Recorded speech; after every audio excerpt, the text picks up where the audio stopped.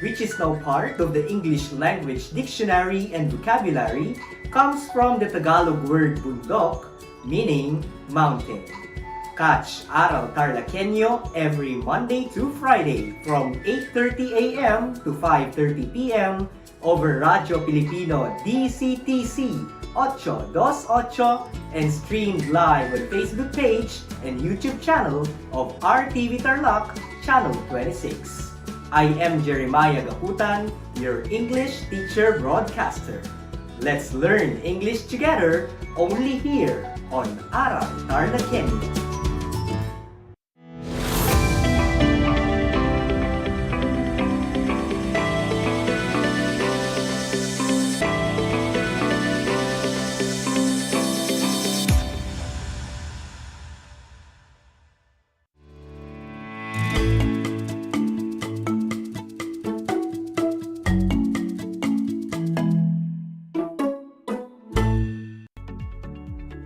Hello, grade 8 learners. Good afternoon. Welcome to another fun, exciting, and challenging learning journey in English. You are watching Aral TarlakHenyo, simulcast on RTV Tarlac Channel 26, DZTC 828, Radyo Pilipino Tarlac, Converge Cable TV Channel 100, and Facebook Live. I am teacher Janet D. Imlano, broadcasting live from San Julian Santa Maria High School, Moncada, Tarlac. It is my pleasure to be with you in this 25 minutes of learning. Are you ready? What are you waiting for? Find a comfortable place where you can focus and study the lesson for today. Be sure you are geared with your printed self-learning modules, learning activity sheet, and of course, your pen and paper. Our discussion for today is about the use of parallel structures, focusing on participles and participial phrases in a series. At the end of the lesson, you are expected to 1. Define participles and participial phrases. 2. Use parallel participles and participial phrases in a series correctly. 3.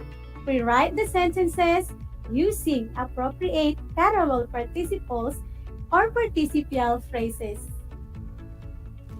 In the previous episodes, Teacher Rachel and Teacher Agapito taught the use of parallel structures focusing on gerunds and infinitives. Before we get started on the new lesson, let's go over what you have learned from the previous discussions. Let's begin with Activity 1, entitled Let Us Review on Your Learning Activity Sheet. You have to identify whether the sentences observed parallelism or not. Directions: study the sentences carefully. Put a check if the sentence observed parallel structure and a cross if it is non-parallel. Write your answer on the blank provided on your learning activity sheet. Are you ready? Sentence 1. Karen's hobbies, collecting shells, and to read novels are exciting. What is the answer? If your answer is cross, you are correct. The sentence used non-parallel phrases.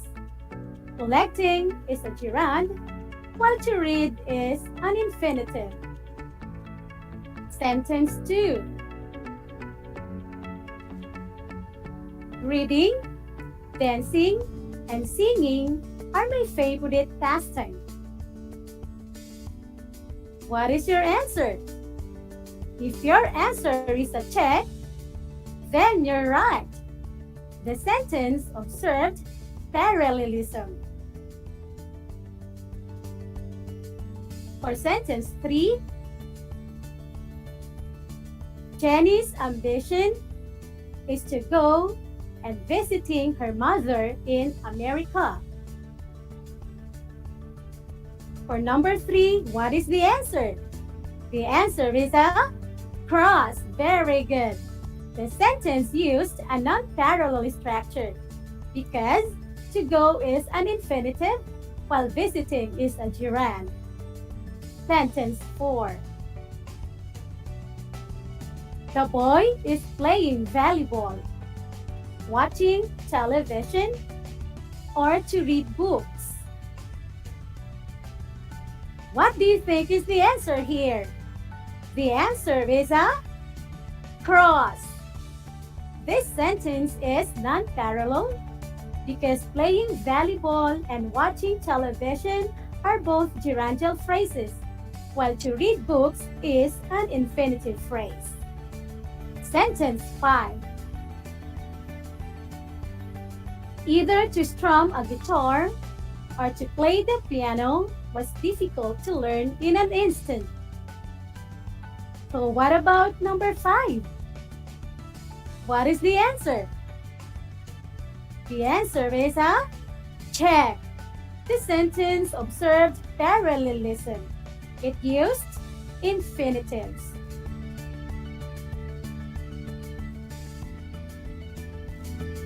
Always remember that parallelism is the repetition of the same or an equal pattern of words, phrases, or clauses within a sentence, or the item in a series that shares the same grammatical form to create balance in a sentence. Who among you got a perfect score? Good job! You are now ready to move to the next lesson and apply what you have learned in the previous discussion. Now, let us proceed to Activity 2. Take a note. This time, I will show you clauses and change them into compounds.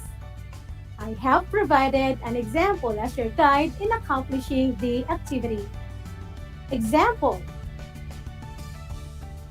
a movie that terrifies is an example of a clause, and terrifying movie is the compound.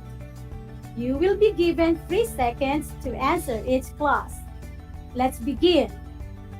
1. An umbrella that folds.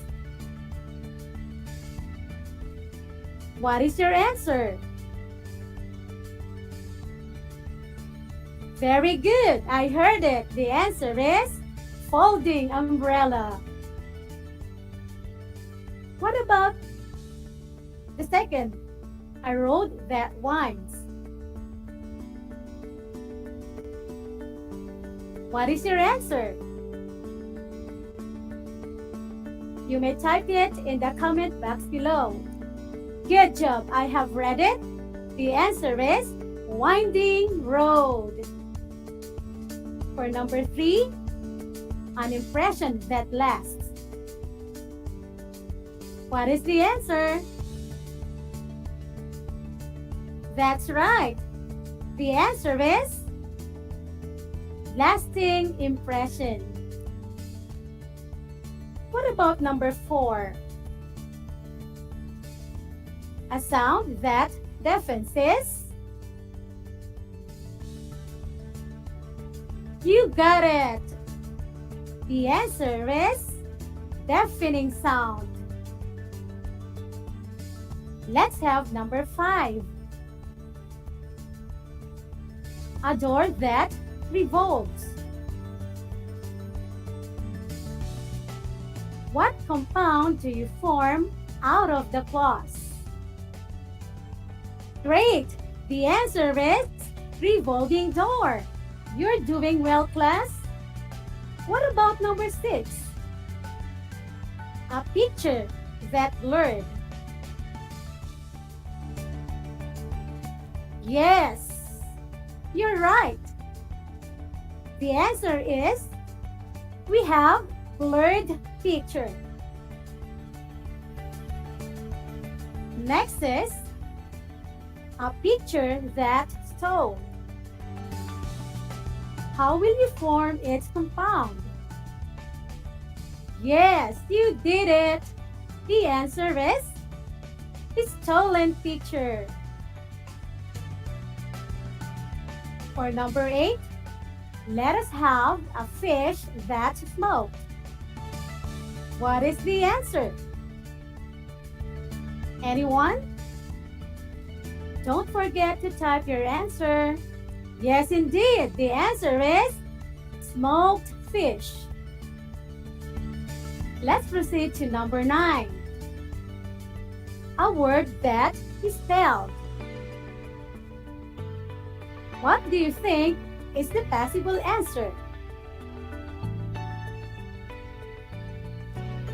Excellent!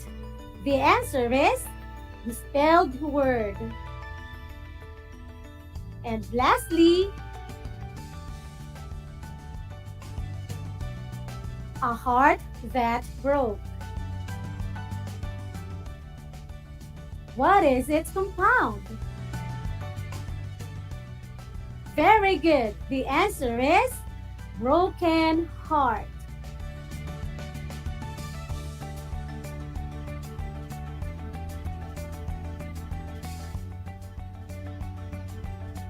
Based on the answers you provided in Activity 2A, what have you observed? Very good. The first underlined words in the following compounds are in the form of verbs, and they are not used as verbs but as adjectives. They are used to describe nouns or pronouns that they closely follow. These words are an example of participles. What is a participle?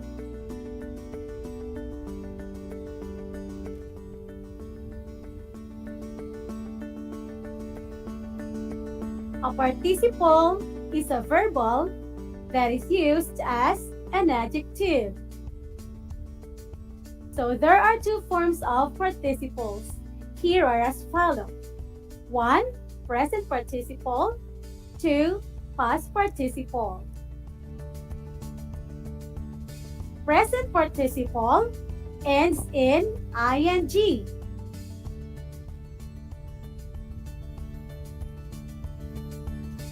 Such as holding, winding, lasting, deafening, and revolving. Past participle ends in d or ed for regular verbs, t, and en for irregular verbs. Examples: lured, smoked, and spelled for regular verbs, while stolen and broken are examples of irregular verbs. Take a look at the examples.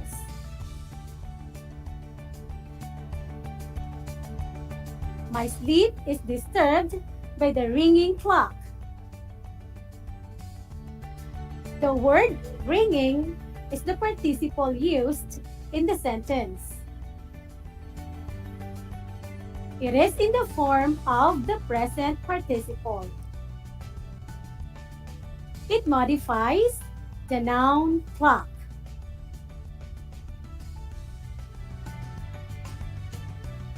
Another example is Anna submitted the revised copy.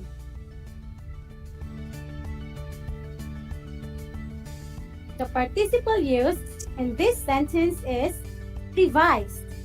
It is in the past form, and it describes the noun copy.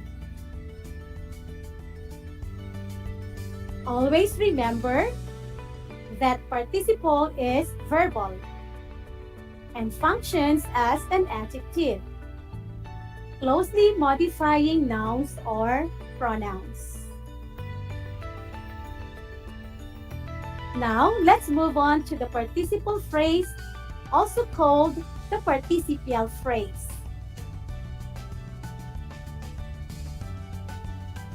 Participle or participial phrase consists of participle plus objects, modifiers, and or complements.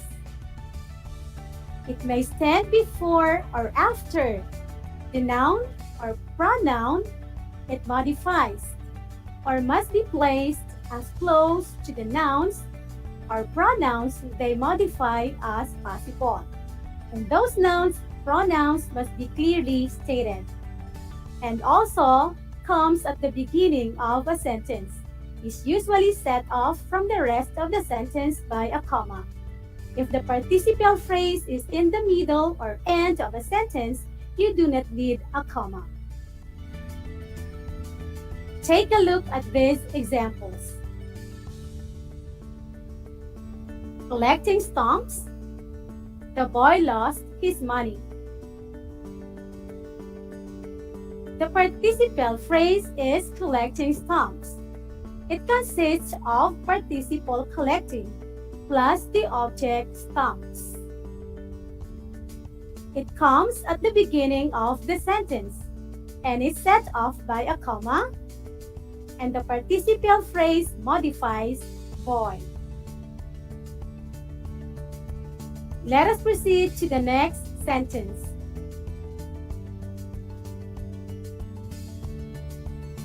Sitting in the rocking chair, my grandmother calls me. The participial phrase is composed of the participle sitting plus in the rocking chair, which is the prepositional phrase used as a modifier of sitting. It is set off by a comma because it is found at the beginning of the sentence. The whole phrase describes grandmother.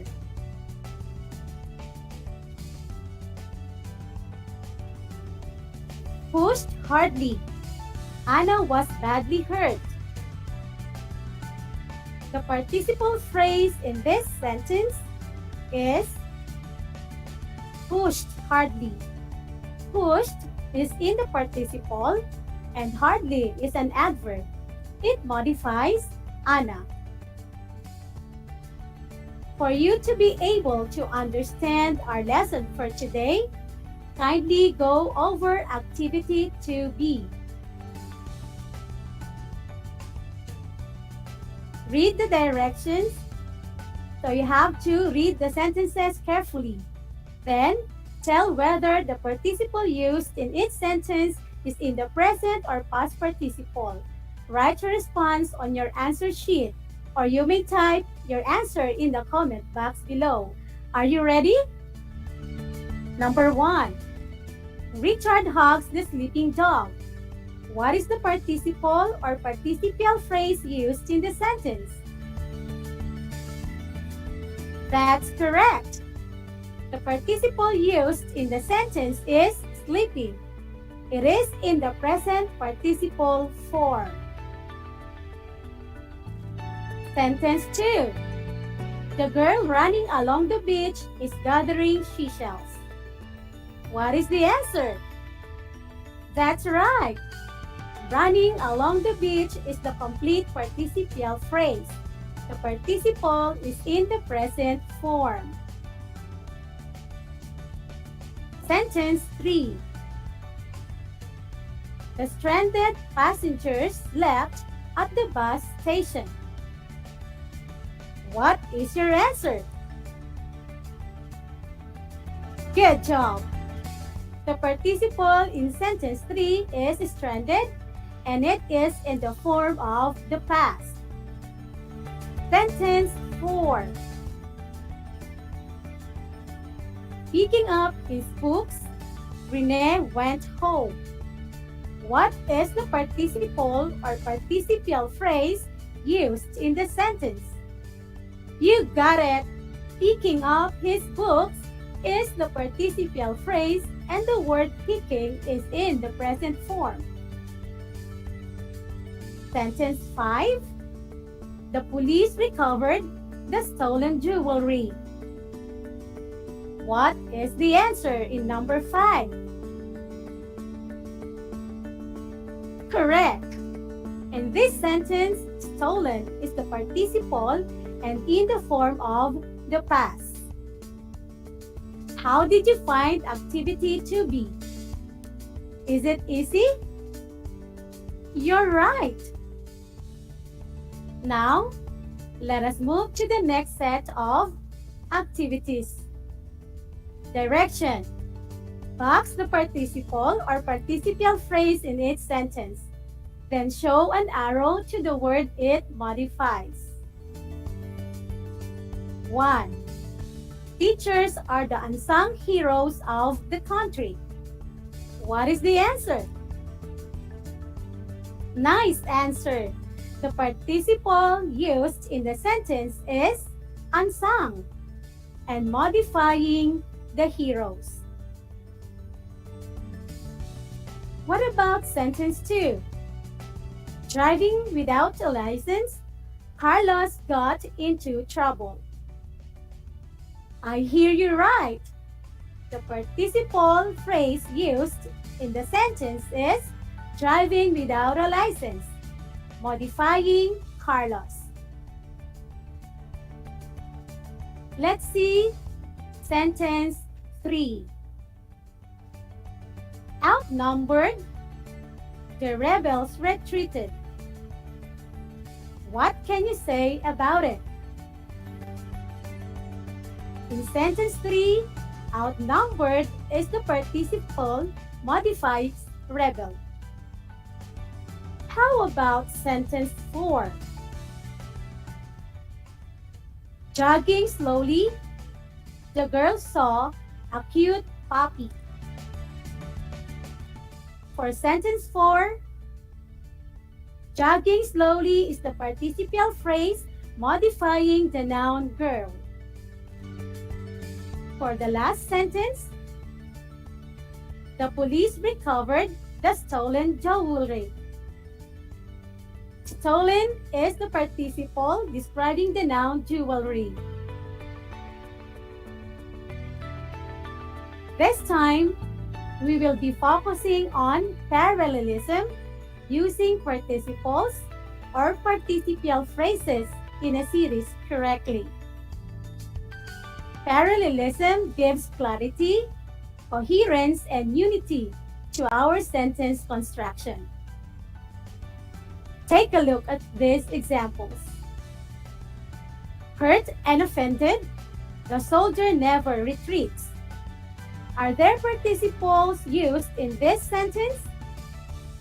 That's right. Hurt and offended are the participles. They are both in the past form and modifying soldier. Thus, the participles are parallel. What about the second sentence? Standing on the top of the hill and watch nature's beauty, Jenny feels relaxed and comfortable. What can you say about our sentence? You get it. Standing on the top of the hill and watch nature's beauty are examples of participial phrases. However, are they parallel? Of course not. The participle standing is in the present participle, while watch is in the past participle. It should be watching to make the sentence parallel, and the phrases modify Jenny. The sentence should be standing on the top of the hill, watching nature's beauty, Jenny feels relaxed and comfortable. Another example is, the man caught by the barangay captain and taken to the police station is nowhere to be found. Are there participles or participial phrases in the sentence? Very good. The participial phrases are caused by the barangay captain and taken to the police station. The participles are both in the past form. To apply what you have learned regarding parallelism, let us do activity 3A. Let us apply. Directions. Determine whether each sentence contains faulty parallelism or not. Rewrite the sentences to make the elements parallel using participle or participial phrases in a series, and write no error if it observes parallelism. You may type your answers in the comment box. Sentence 1. My friend, smiling and waving, said hello. Does the sentence observe parallelism? Yes, you're right. The answer is no error. Smiling and waving are in the form of present participles describing friend. Next is scared of the dark and frightening by the sound, Nora screamed in the middle of the night. In this sentence, scared of the dark and frightening by the sound are the participial phrases. Are they parallel or non-parallel? Good job! The participial phrases are non-parallel. Scared is in the past participle form, while frightening is in the present participle form. To make our statement correct, change the form of frightening to frightened to make the phrases parallel. The sentence should be scared of the dark and frightened by the sound, Nora screamed in the middle of the night. Sentence 3. The wounded and hurting soldiers were treated by the army surgeon.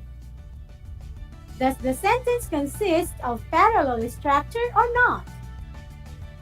You got it! The sentence contains faulty parallelism. Why? Wounded is in the past form, while hurting is in the present participle. We have to change the participle hurting to hurt to make the statement correct. It should be, the wounded and hurt soldiers were treated by the army surgeon. What about sentence 4? The honor student, given a chance and delivered her speech, shed a few tears. Does the sentence observe parallel structure or not? Yes, you are correct. The words given and delivered are both past participle forms, set off by commas since the participial phrase is inserted to add information about the noun. The answer is no error. Lastly, disappointed and humiliating, Jane left her company. Is the sentence parallel? Yes, it is. What do you think is the error? You are correct. Disappointed is the past participle form, while humiliating is in the present form. To become parallel, we have to change humiliating to humiliated.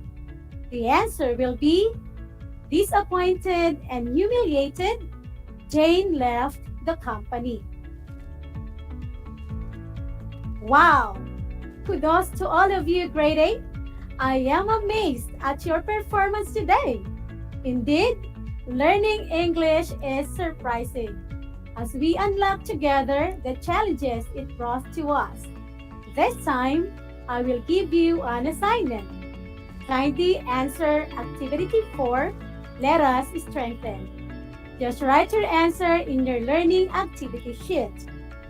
Directions: rewrite the following sentences by placing the series of participles or participial phrases in their proper place.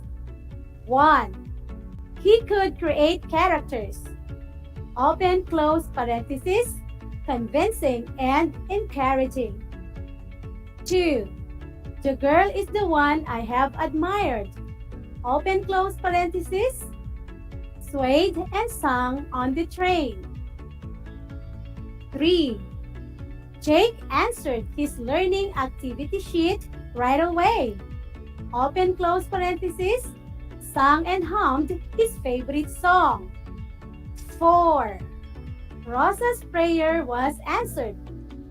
Open close parentheses, weeping and praying for God's help. 5. A cucumber needs to be added to the salad. open close parenthesis, peeled and sliced. Before I bid goodbye, I want to leave this quote by Dr. Seuss, saying, "The more that you read, the more things you will know. The more that you learn, the more places you'll go." Once again, I'm teacher Janet D. Imlano, your teacher broadcaster in English 8, live at San Julian Santa Maria High School. Always stay safe and have a great day.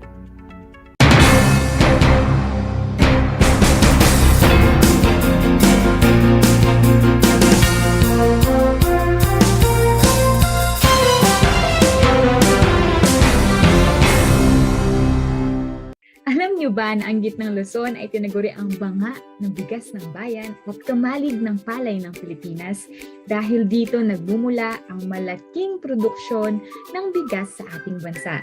Ito ay binubuo ng mga lalawigan ng Aurora, Bataan, Pampanga, Nueva Ecija, Zambales at Tarlac. Ugaliin nating manood ng Aral TarlakHenyo Lunes hanggang Biyernes alas 8:30 ng umaga hanggang alas 5:30 ng hapon. Ako si Binibining Pia Isrin Capiral, ang inyong teacher broadcaster sa Araling Panlipunan dito sa Project Shine Aral TarlakHenyo. Lagi nating tandaan ang pag-aaral ng Araling Panlipunan ay tungo sa daan ng pagiging makadiyos, makakalikasan, makatao at makabansa.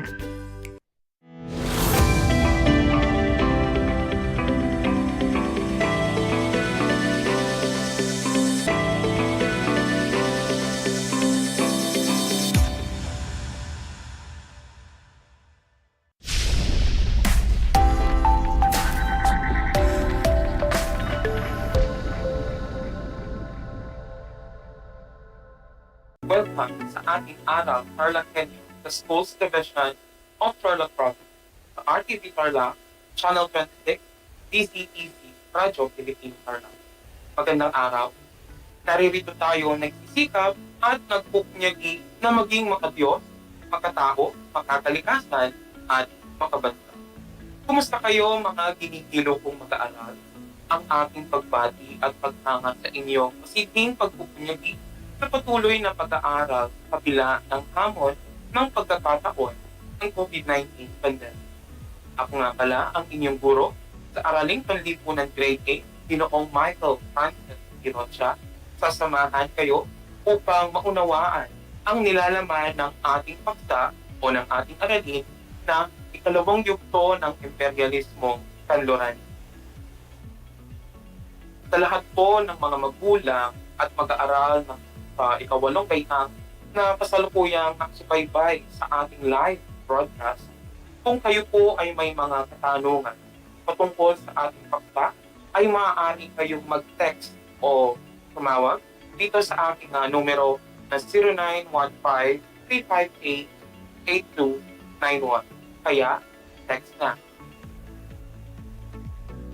Mga video kong mag-aaral, pinapaalala kong muli ang ating kasunduan bago simulan ang ating paksa o ang ating talakay. Una, siguraduhin na kayo ay nasa komportableng lugar habang nakasubaybay dito sa ating Aral TarlakHenyo.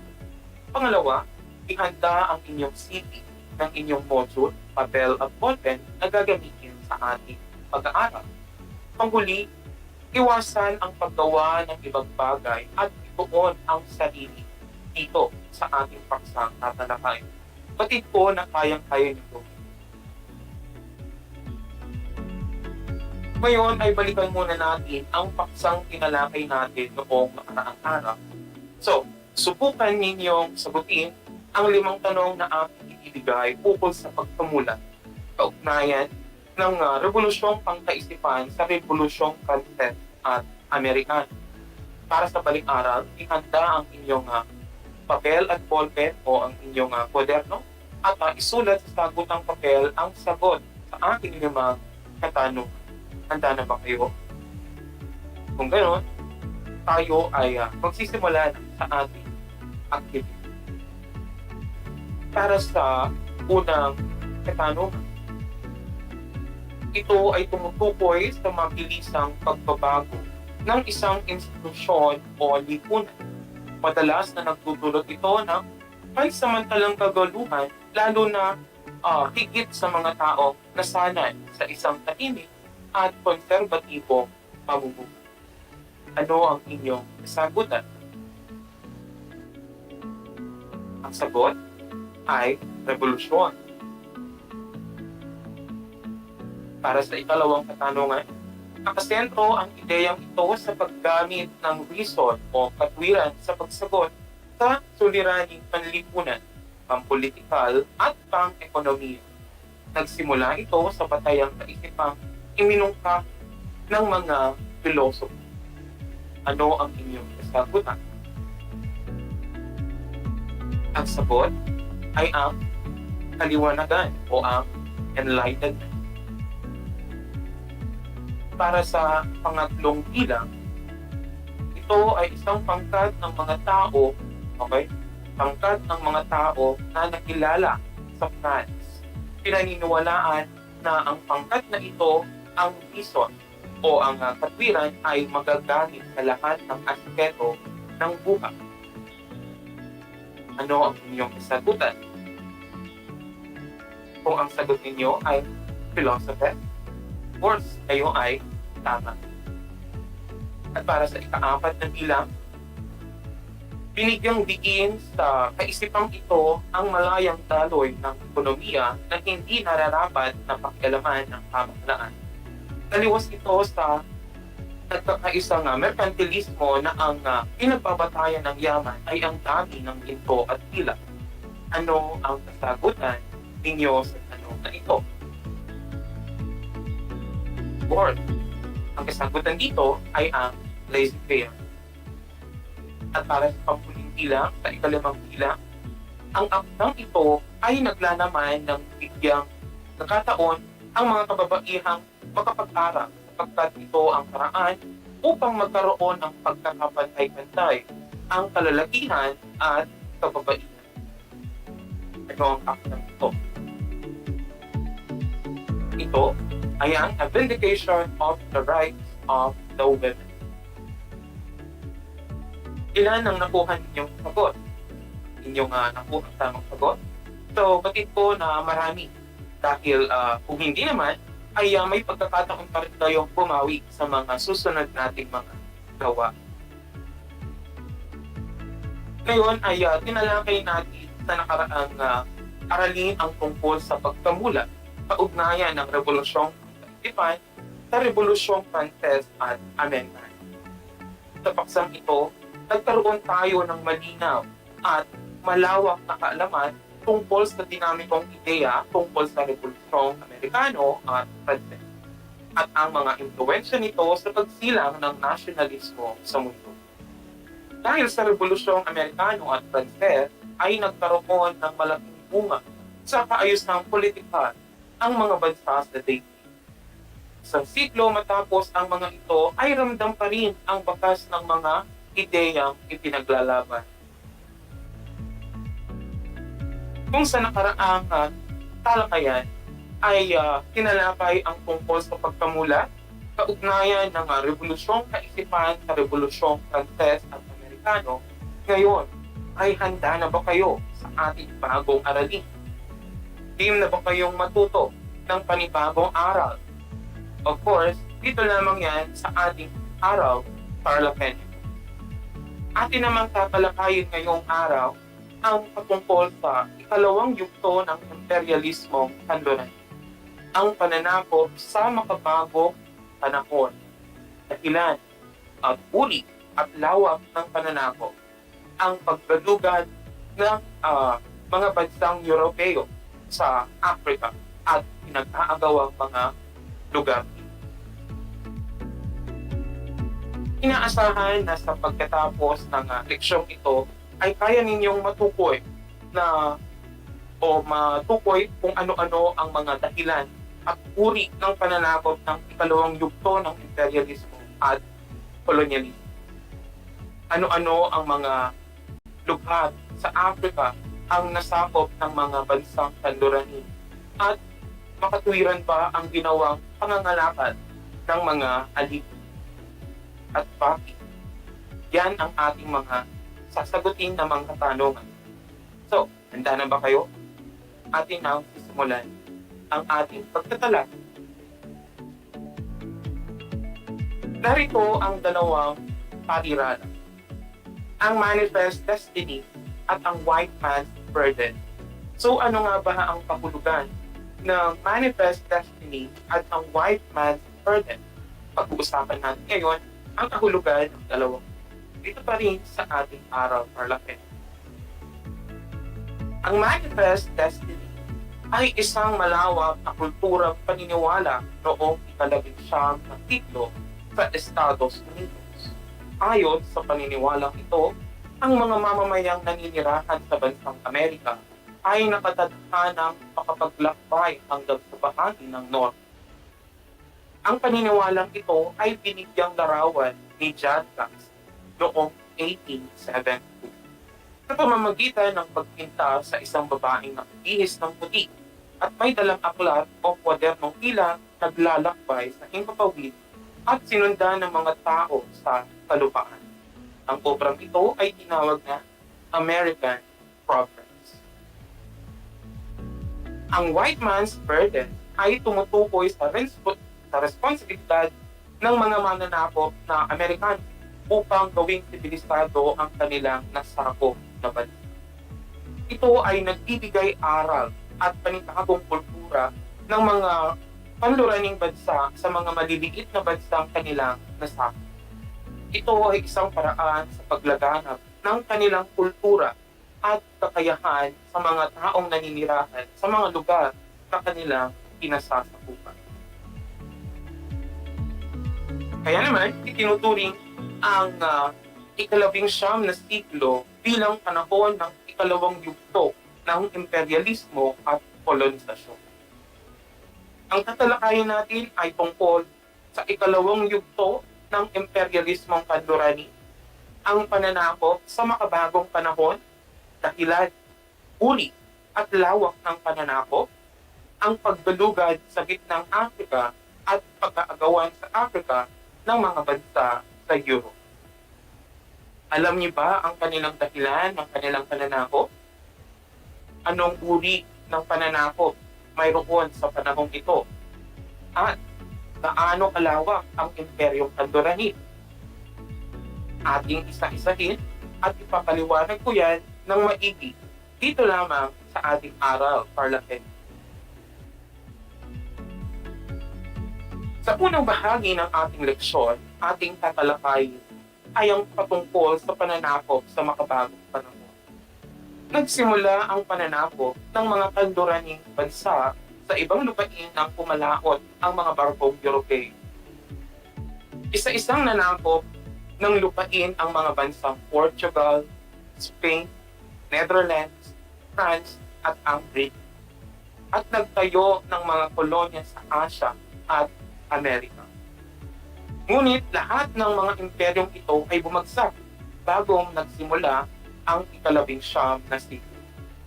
Nawalan ng kolonya sa North America ang Netherlands at ang France. Matagumpay na nakapag-alsa laban sa pamahalaan ng 13 kolonya ng Britain sa Amerika, ang Timog Canada at ang pinakamagandang kolonya ng Spain at ang Portugal. So nabuo ang makabagong imperyo noong ika-19 na siglo. At sa unang bahagi ng ika-20 siglo, habang naghahanap ng ikalawang revolusyong industriya. Ang panahon mula noong 1871 hanggang sa nagsimula ang unang digmaang pandaigdig noong 1914, panahon ng mabilis na paglawak ng pagkakanlurani o ng westernization ng ibang bansa, ng ibang mga lupain. Sa ikalawang bahagi ng ating leksyon, ating tatalakayin ang tungkol sa dahilan, uri at lawak ng pananakop. Iba-iba ang dahilan ng pananakop ng mga bansa. Ang ilan ay binibigay katwiran ang pananakop sa paggamit ng dalawang konsepto na naibahagi kanina. ang manifest destiny at ang white man's burden. Ayon sa doktrinang manifest destiny, may karapatang ibigay ang Diyos ang United States na magpalawak at aktihin ang buong kontinente ng bilangang Amerika. Paniniwala naman sa white man's burden na tungkulin ng mga Europeo at ang kanilang mga inapo na panaigin ang kanilang maunlad na kabiyasan sa mga katutubo ng mga kolonyang kanilang sinako. Ang protectorate ay ang pagbibigay sa kolonya ng proteksyon laban sa paglusog ng ibang bansa. Ang concession naman ay ang pagbibigay ng espesyal na karapatang negosyo. Samantala, ang sphere of influence ay isang lugar o maliit na bahagi ng bansa kung saan kontrolado ng pamahalaan at politika ang makapangyarihang bansa. Bunsod ng pangangailangan sa ilaw ng mga kontak, pagsunod sa sistemang kapitalismo at paniniwalang karapatan at tungkulin ng mga kanluranin na magpalawak ang teritoryo at ipalaganap ang kanilang kabihasnang naganap, ang ikalawang yugto, ang yugto ng pananakop. Maraming pagbabagong politikal, kultural, at pangkabuhayan ang naganap sa mga bansang sinako. May mga mabuti at hindi mabuting dulot ito sa mga kolonya. Ang dahilan ng iba pang ang dahilan ng iba ay upang sanay ang sarili sa pamamahala at marami pang pagpapalat kayo. Iba-iba rin ang uri ng kolonyang itinatag batay sa katayuan ng mamamayan. May nagtayo ng kolonya, nagtayo ng protectorate, concession, o sphere of influence. Sa mga mananakop, pinakamalawak ang imperyo ng Britanya. Base sa unang dalawang leksyon natin, mayroon tayong isang katanungan. At ang katanungan na yon ay ano-ano ang mga dahilan at uri ng pananakop sa ikalawang yugto ng imperialismo at kolonisasyon. Ano nga ba? Kung ang sagot ninyo ay ang ilan ay nagbibigay katwiran ang pananakop sa paggamit ng manifest destiny at white man's burden, okay? Samantala, ang iba naman ay gumamit ng protectorate, concession, at sphere of influence. Ang iba naman ay bunsod ng pangangailangan sa ilaw na sangkap, pagsunod sa sistemang kapitalismo, at paniniwalang karapatan at tungkulin ng mga kanluranin na magpalawak ng teritoryo at ipalaganap ang kanilang kabihasnan. At ang ilan ay upang sanayin ang sarili sa pamamahala at marami pang pagpapalat kayo. Kung yon ang inyong kasagutan, kayo ay magaling. Sa ikatlong bahagi ng ating leksyon, ating tatalakayin ang tungkol sa pagkalugad sa gitnang Africa. Hindi gaanong kilala ng mga Europeo ang Africa sapagkat mahirap parating ang kaloob-looban nito. Hindi maaasahan ang mga ilog dahil marami sa mga ito ang malakas ng agos at luphang mapagani. Madilim ang gubat dito at maraming hayop na naglipana. Pagkaroon lamang ng kaalaman ito nang marating ito ng isang misyonaryong Ingles na si David Livingstone. Noong 1854, dinalugad ni David Livingstone ang ilog Zambezi. Siya ang unang dayuhan na nakamasid sa magandang talon ng Victoria na ipinangalan sa reyna ng England na si Queen Victoria. Nakita rin niya ang lawa ng Niasa at Tanganyika. Sa ika-4 na bahagi ng ating leksyon, ating tatalakay ang tungkol sa pag-aagawan sa Africa ng mga bansa sa Europe.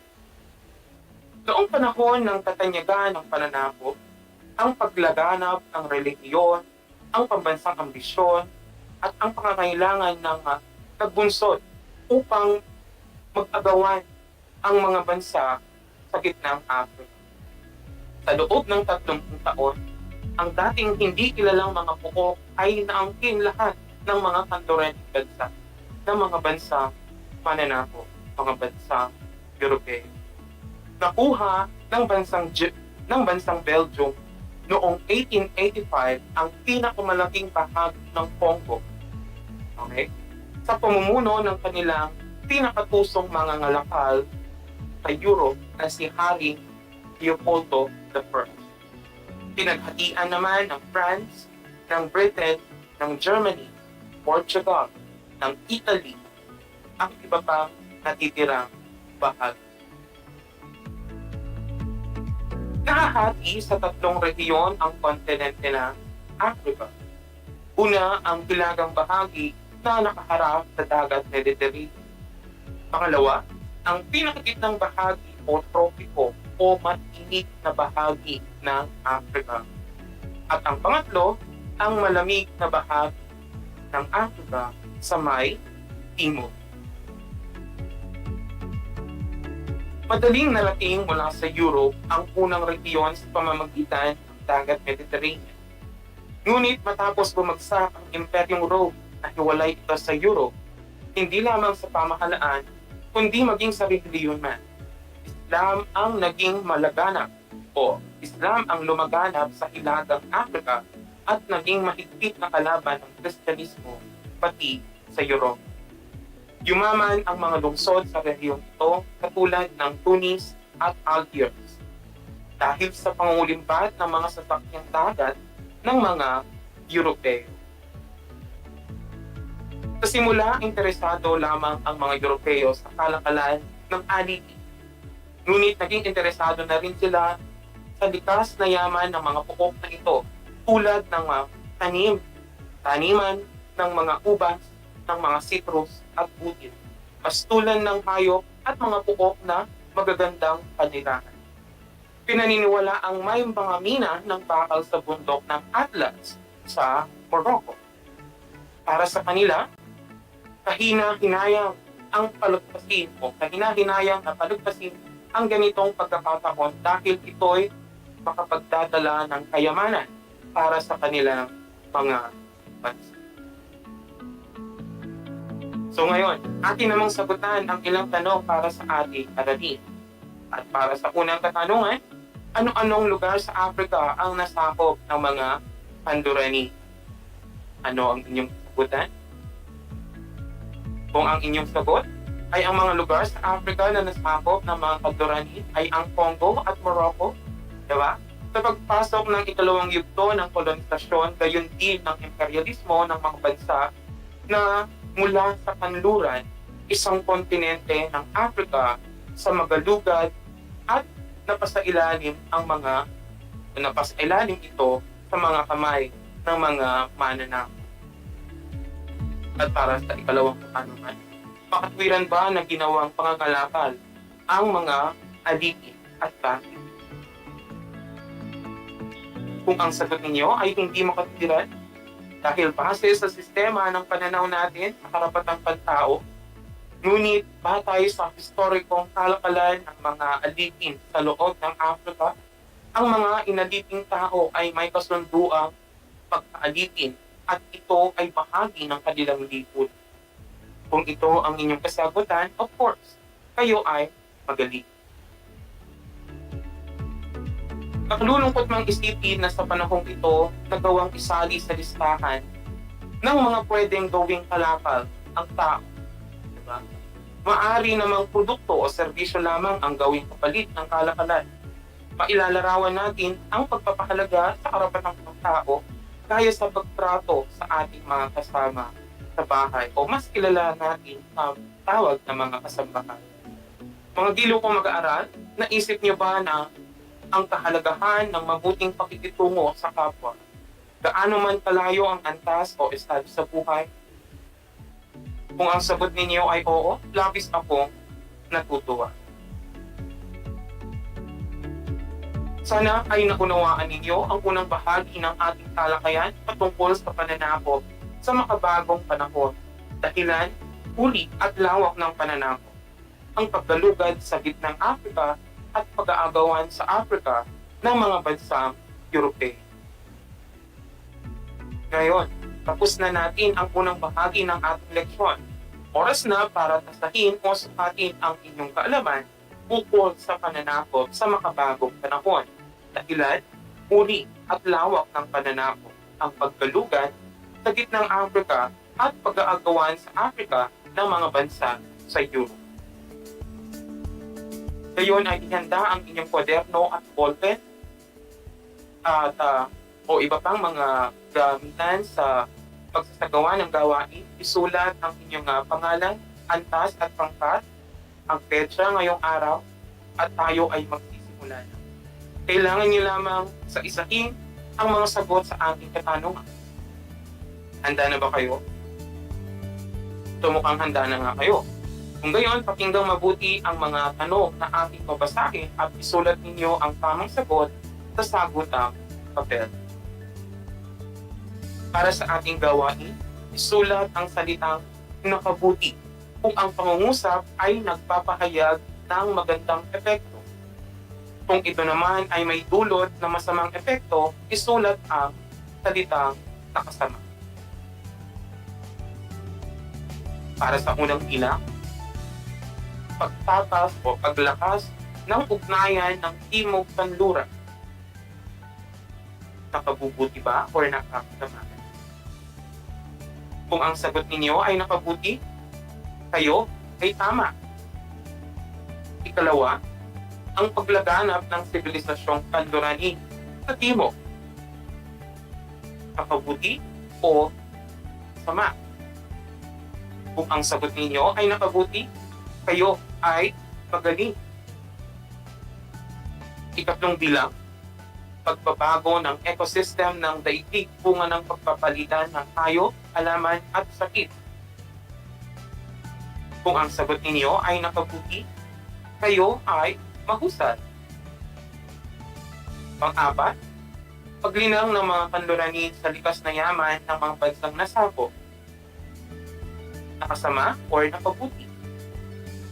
Kung ang sagot ninyo ay nakasama, kayo ay tama. At para sa panghuling bilang, pangangalakal ng mga alipin sa Africa, ito ba'y nakasama o nakabuti? Kung ang sagot ninyo ay nakasama, good job! Nakakuha ba kayo ng mataas na score sa inyong gawain, mga mag-aaral?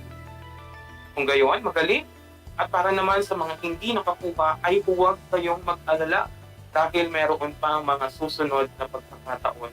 At ang mga pagkakataon na yon, doon kayo bumawi. Batid kung kayang-kaya niyo. Sana ay huwag ninyong kalimutan ang mahalagang aral na inyong natutunan mula sa ating leksyon at sikapin ninyong maibahagi rin ito sa iyo.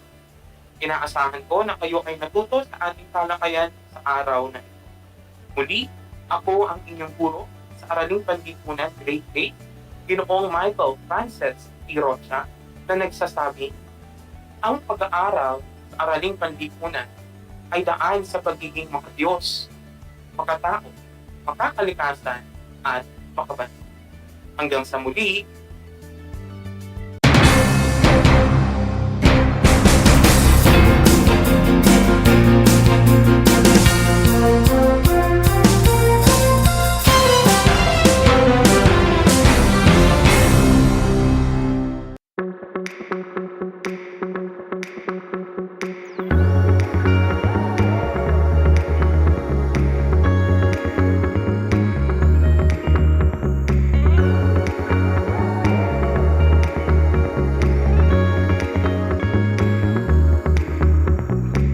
travel to Herona and see how big North Shine has grown.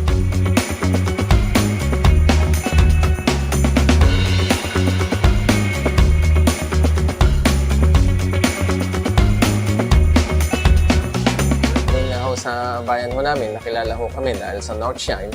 Nakita man yun, dati ho, parol capital ho kami dati ng Tarlac.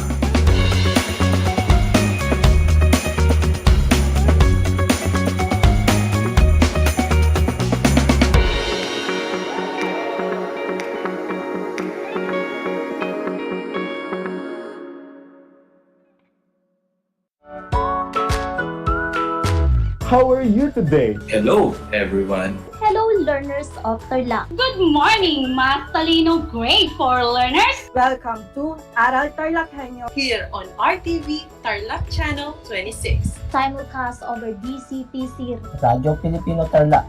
I'm Sir Glenn, your teacher broadcaster. Broadcasting live here at Paniki Tarlac. Remotely here in Concepcion, Tarlac. Live here at Barangay Pedro Elquines, Mayantok, Tarlac. Broadcasting live from Ramos National High School. Your anchor teacher today for grade 9 mathematics. your partner in education this time of pandemic.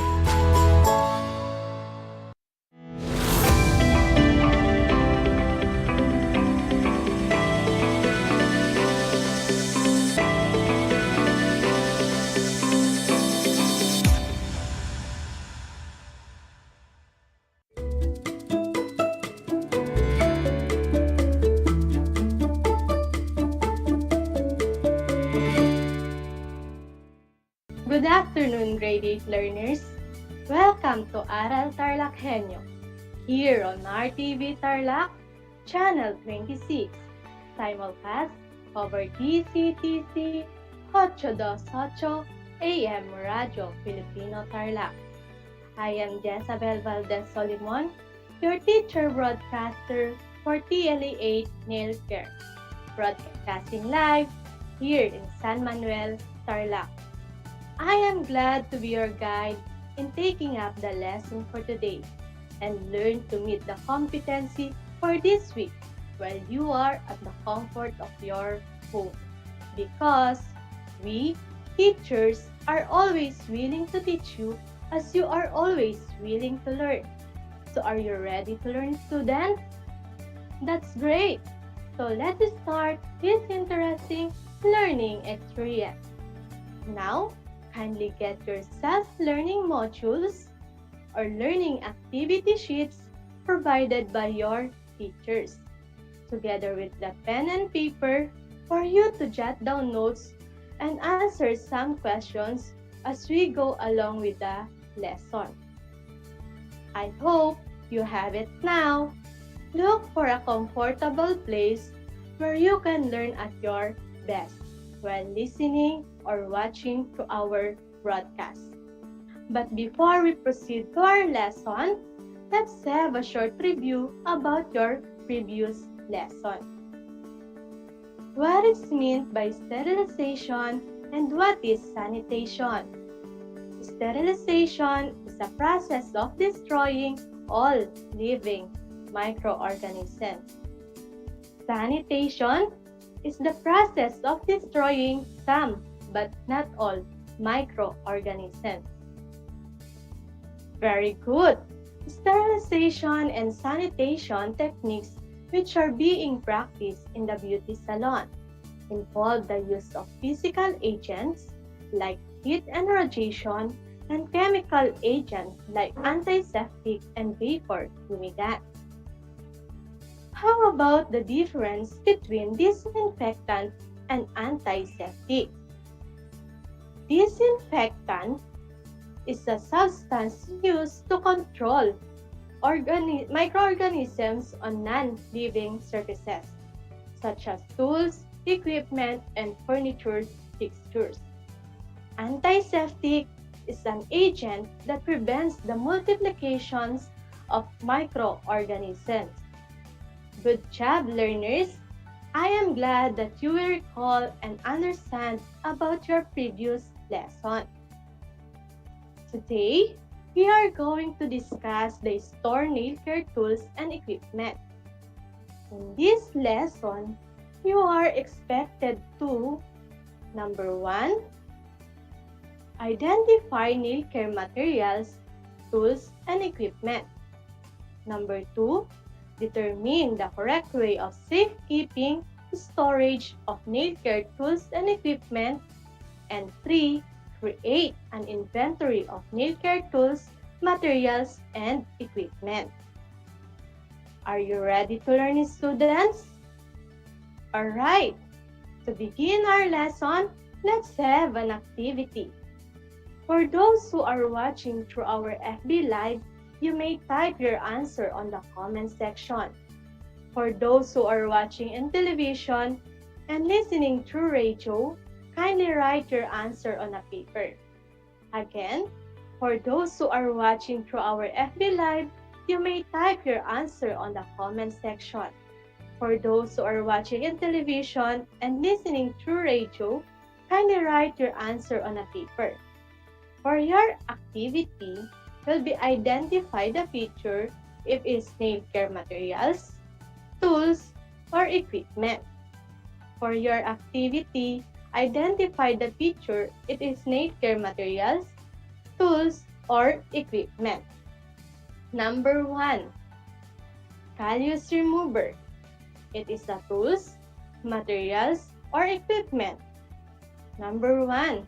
Callus remover. It is a tools, materials, or equipment. Very good.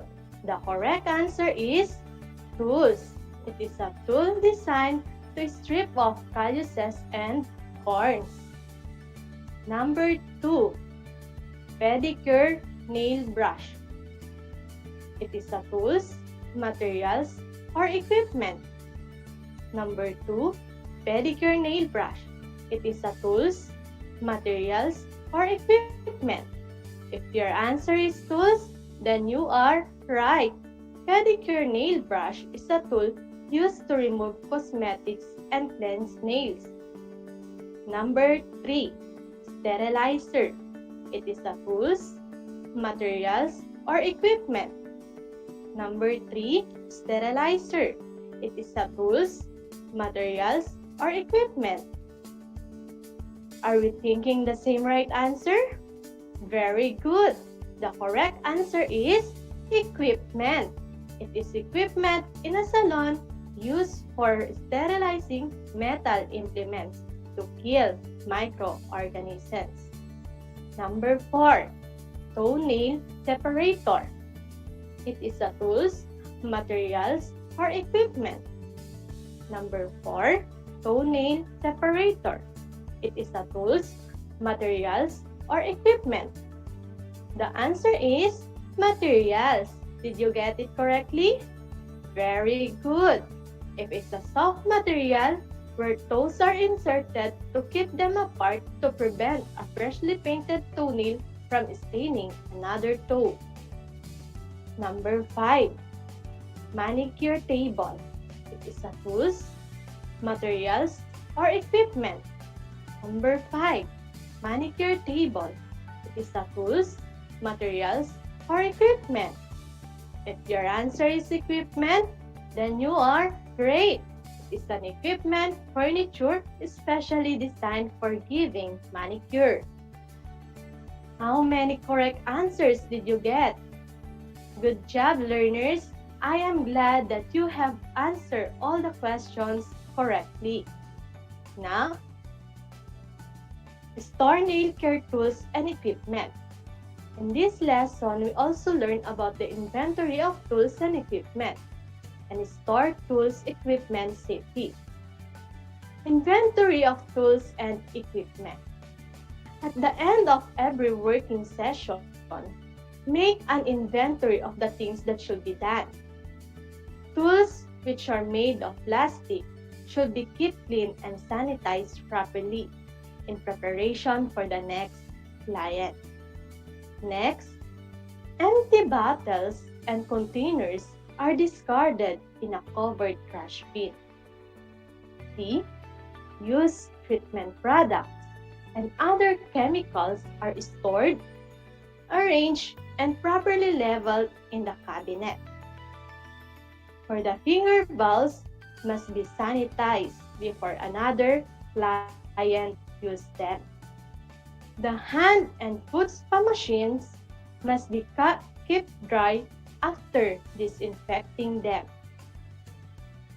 For the tabletops and door handles are wiped with disinfectant and the floor should be mopped with disinfectant as well. Metal tools and instruments must be sterilized following sterilization techniques. After the process, in a dry cabinet until needed.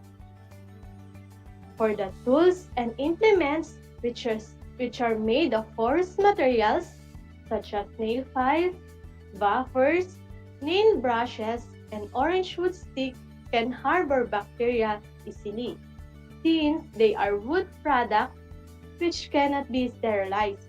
These tools should not be reused. Waste materials should be disposed of properly in an enclosed waste bin fitted with polythene bag. The bin should be sanitized with disinfectant regularly in a well-ventilated area. Remember to wear protective gloves while doing this. And last, any tool and or equipment in a poor condition must be repaired immediately, replaced or disposed of properly so as not pose danger, not only to the clients but also to the beauticians. Inventory helps you to identify the proper care of tools and equipment and to find out if it's in a good or poor condition, and also to ensure there's always enough stock to fulfill customers' order and for the safety of our clients. Now, let's proceed to the stored tools and equipment safety. Manicurists must ensure that storage of nail care tools, materials, and equipment within the establishment meets the following requirements. Stored tools and equipment safety. 1. Flammable and combustible chemicals are stored away from potential sources of ignition such as an open flame or an electrical devices. All nail care chemicals are stored in a closed bottles or containers. For the storage units, cabinets, drawers, containers used for storage of implements and towels are clean. Clean linen is stored in an enclosed dust-proof cabinet or container.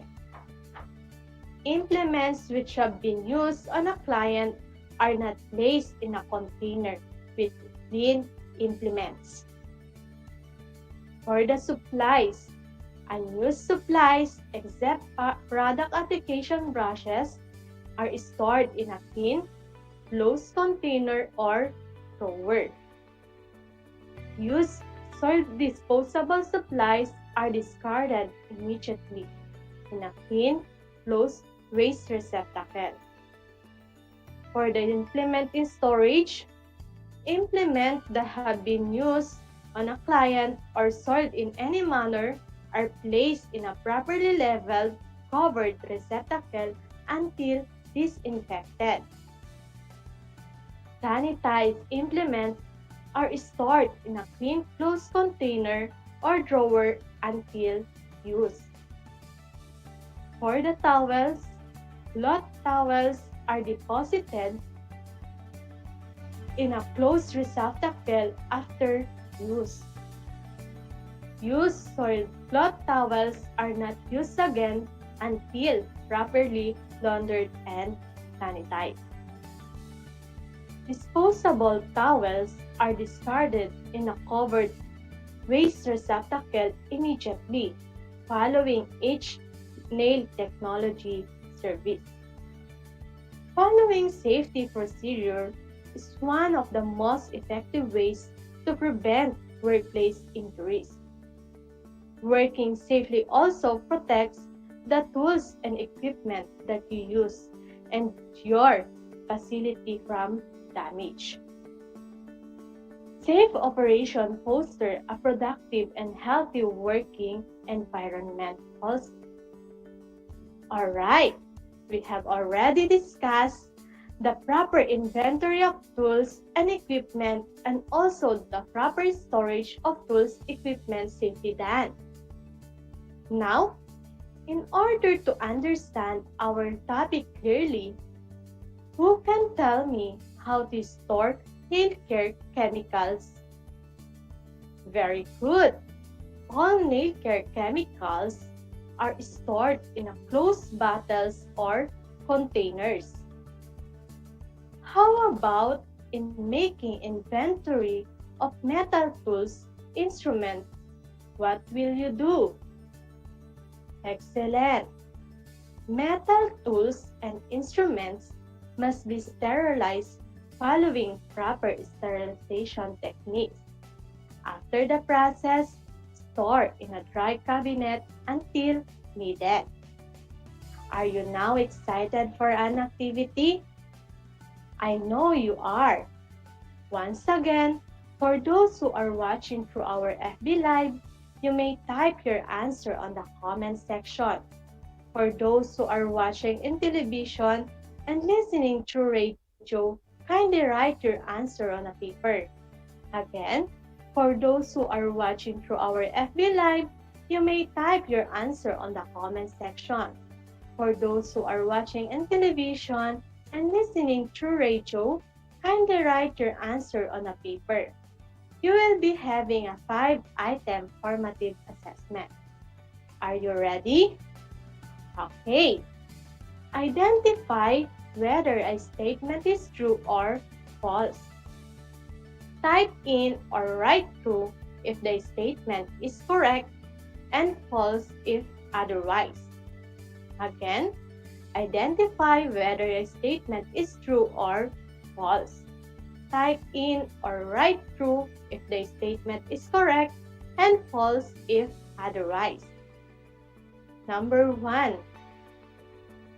Waste material should be disposed of properly in an enclosed waste bin fitted with polythene bag. Number 1. Waste material should be disposed of properly in an enclosed waste bin fitted with polythene bag. True or false?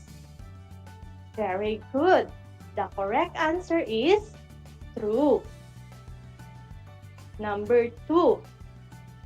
Tools which are made of metal should be kept clean and sanitized properly in preparation for the next client. True or false? Number 2. Tools which are made of metal should be kept clean and sanitized properly in preparation for the next client. True or false? If your answer is false, then you are correct. Number 3. Metal tools and instruments must be sterilized following proper sterilization techniques. True or false? Number 3. Metal tools and instruments must be sterilized following proper sterilization techniques. True or false? You are right. The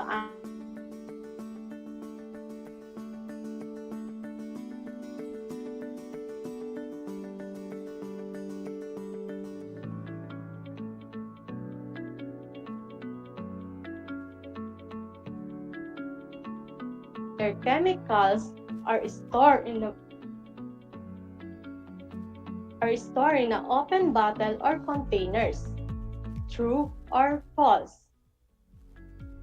The answer is false. And for the last number, cloth towels are deposited in a closed receptacle after use. True or false? Cloth towels are deposited in a closed receptacle after use. True or false? Very good.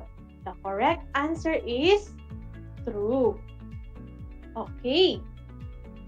Count the number of your correct answer. Who among you got a perfect score? Excellent.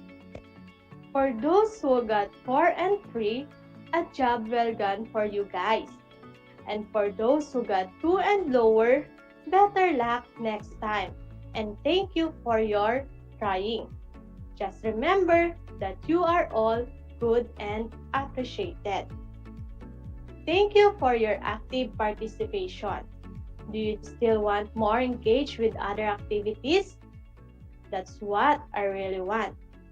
After learning the correct way of safekeeping storage of nail care tools and equipment, you are now assigned to do the same in your shop work. For your performance task, make an inventory of all tools and equipment in your shop work, using index cards as your checklist. Check the tool, materials, and equipment which are missing. Again, for your performance task, make an inventory of all the tools and equipment in your shop work, using index cards as your checklist. Check the tools, materials, and equipment which are missing. These are the lists for nail care tools: callus remover, cuticle nail pusher, cuticle nipper, cuticle scissor, manicure bowl, foot file, foot spa basin, foot spa tray, manicure tray, manicure nail brush, nail buffer, mixing bowl, nail cutter clipper, nail file, orange wood stick, pedicure nail brush, plastic container, cotton, pumice stone, and shoelace. And these are the lists for nail care equipment: chairs, foot spa machine, hand spa machine, foot spa stool, manicure table, sterilizer, and timer. And these are the lists for nail care materials: alcohol, antiseptic solution, apron, assorted nail polish, base coat, benzalconium, bleaching soap, cling wrap, cotton, cuticle oil, cuticle remover, disinfectant, first aid kit, foot brush, foot soap, foot scrub, garbage bags, hand towel, emery board, lotion, manicure pillow, nail hardener, nail polish remover, quick dry, solvent, toenail separator, top coat, and wet sanitizer. If you have a question regarding this, don't hesitate me to message at 0997 500 4984. Let me repeat, it's 0997 500 4984. For those who are watching via FB Live, just type in your message at the comment box.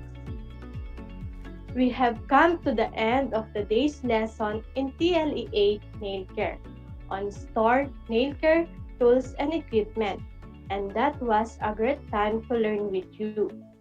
Thank you so much to all grade 8 learners of Tarlac province who have joined me today. I hope you learned a lot. Once again, this is Project Shine Aral TarlakHenyo, brought to you by Department of Education, Division of Tarlac Province, in cooperation with DCTC 828 AM Station. This has been Ma'am Jezabel Valdez Olimon of San Agustin Integrated School, San Manuel District, your radio teacher broadcaster in TLE 8 Nail Care. Leaving this quote from Wallace D. Wattles: it is essential to have a good tools, but it's also essential that the tools should be used in the right way. Always remember, in TLE, we aim for skills, knowledge, and progress. Thank you, keep safe, be healthy, and God bless. Goodbye.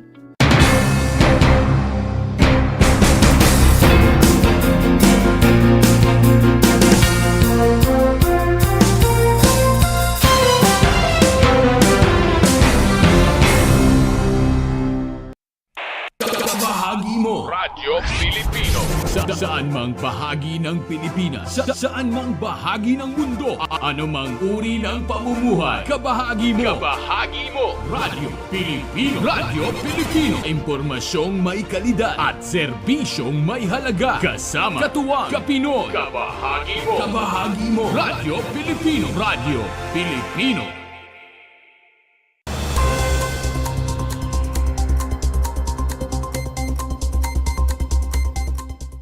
Sa Concepcion, Tarlac, nakatanggap kamakailan ng libreng binhi ng palay ang 124 na magsasaka ng bayan.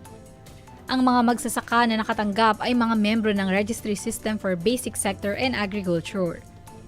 Pinangunahan ni Municipal Agriculture Officer Dr. Venancia Cortez at Agricultural Technologist Mr. Randy Galang ang pamamahagi ng libreng binhi ng palay. Isinagawa ang pamamahagi sa Barangay San Francisco Covered Court. Samantala, nagkaroon din ng bloodletting activity sa Barangay San Jose Covered Court sa pamumuno ni Dr. Benjamin Benko at ng Red Cross. Katuwang sa isinagawang bloodletting ang mga barangay health workers ng barangay.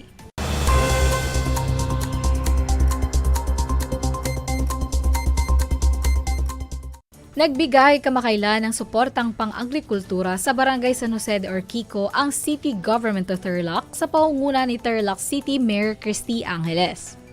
Ito ang monitoring and providing of technical support para sa Food Shed Farming Enterprise Project. Ang proyektong ito ay pinangasiwaan ng Tarlac City Government Office sa pamumuno ni City Agriculturist Norma P. Tungol. Ang aktibidad na ito ay agriculture-based livelihood intervention na nagtataguyod ng sustainable production. Nagsasama rin ito ng mga elemento ng low-impact urban agriculture technologies na makapagbibigay sa mga komunidad ng food security.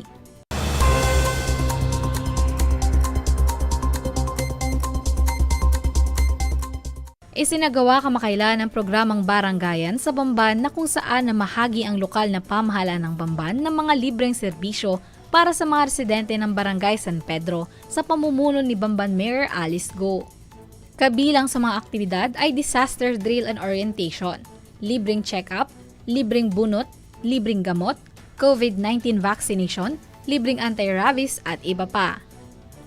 Pinasasalamatan naman ni Bamban Mayor Alice Go ang Bamban Department Heads, barangay officials at mga kabahagi sa Mayor's Office na siyang nanguna sa programang ito.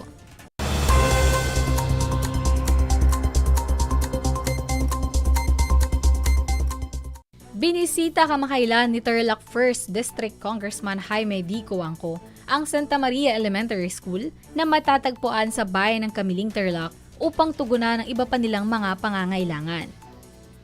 Kasama nito sa pagbisita sa nasabing paaralan si Kamiling Mayor Erlen Agustin, Barangay Captain Santiago Apostol, ABC President Cap Albert Cali Jose at Sangguniang Kabataan Federation President Jude Basilio. Nilibot na mga ito at ininspeksyon ang lumang building na papalitan alinsunod sa bagong standard ng DEPED na 2-story 8-classroom building na ipapatayo. Kasabay ng nasabing aktibidad, pinangunahan naman ni Congressman Jaime ang naganap na inauguration ng bagong covered court ng nasabing barangay. Samantala, isang pagpupugay at pagbati naman ang ipinaabot ni Congressman Jaime para sa lahat ng manggagawang Filipino kasabay ng kakatapos lang na selebrasyon ng Araw ng mga Manggagawa.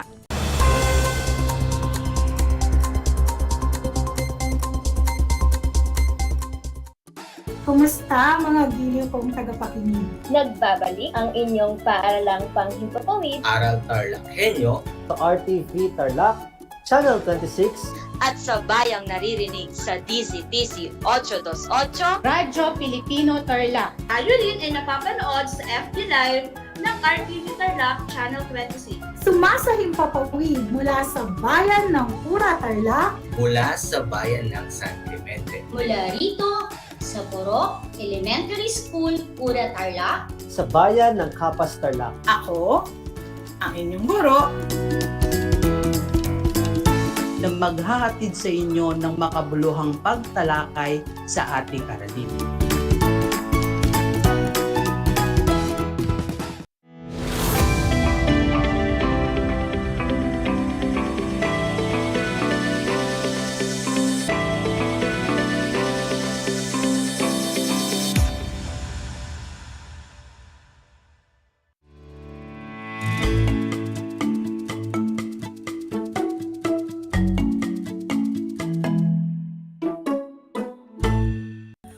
Warm welcome to all viewers and listeners. This is Aral TarlakHenyo, only here at RTV Tarlac, Channel 26, simulcast over DZTC, Radyo Pilipino Tarlac. I am your teacher broadcaster for MAPE Grade 8, Irish Linel Cunanan Saure. Once again, I am inviting everyone to join me for 25 minutes of meaningful learning experience on air. Our lesson in Grade 8 Health for this quarter is about communicable diseases. Let me guide you to the different most essential learning competencies, namely, demonstrates self-monitoring skills to prevent communicable diseases, promotes programs and policies to prevent and control communicable diseases, identifies agencies responsible for communicable disease prevention and control. Before we begin, I have few reminders. First, find a comfortable place that is far from noise so that you will hear me loud and clear. Next, get all the materials you will need while watching or listening to our broadcast. Get your learner's activity sheet for Health Day 4. Make sure you also have your pen and extra paper. Lastly, listen attentively and be interactive. In the previous episodes, Ma'am Rosemary discussed the leading causes of morbidity and mortality in the Philippines. She also defined what is communicable disease, what are pathogens, and the different kinds of pathogens in Health Day 1. In Day 2, Ma'am Winsel shared with you the different examples of communicable diseases and its signs and symptoms. You also learned the different stages of infection. In Day 3, Sir Michael tackled the chain of infection and the different modes of transmission.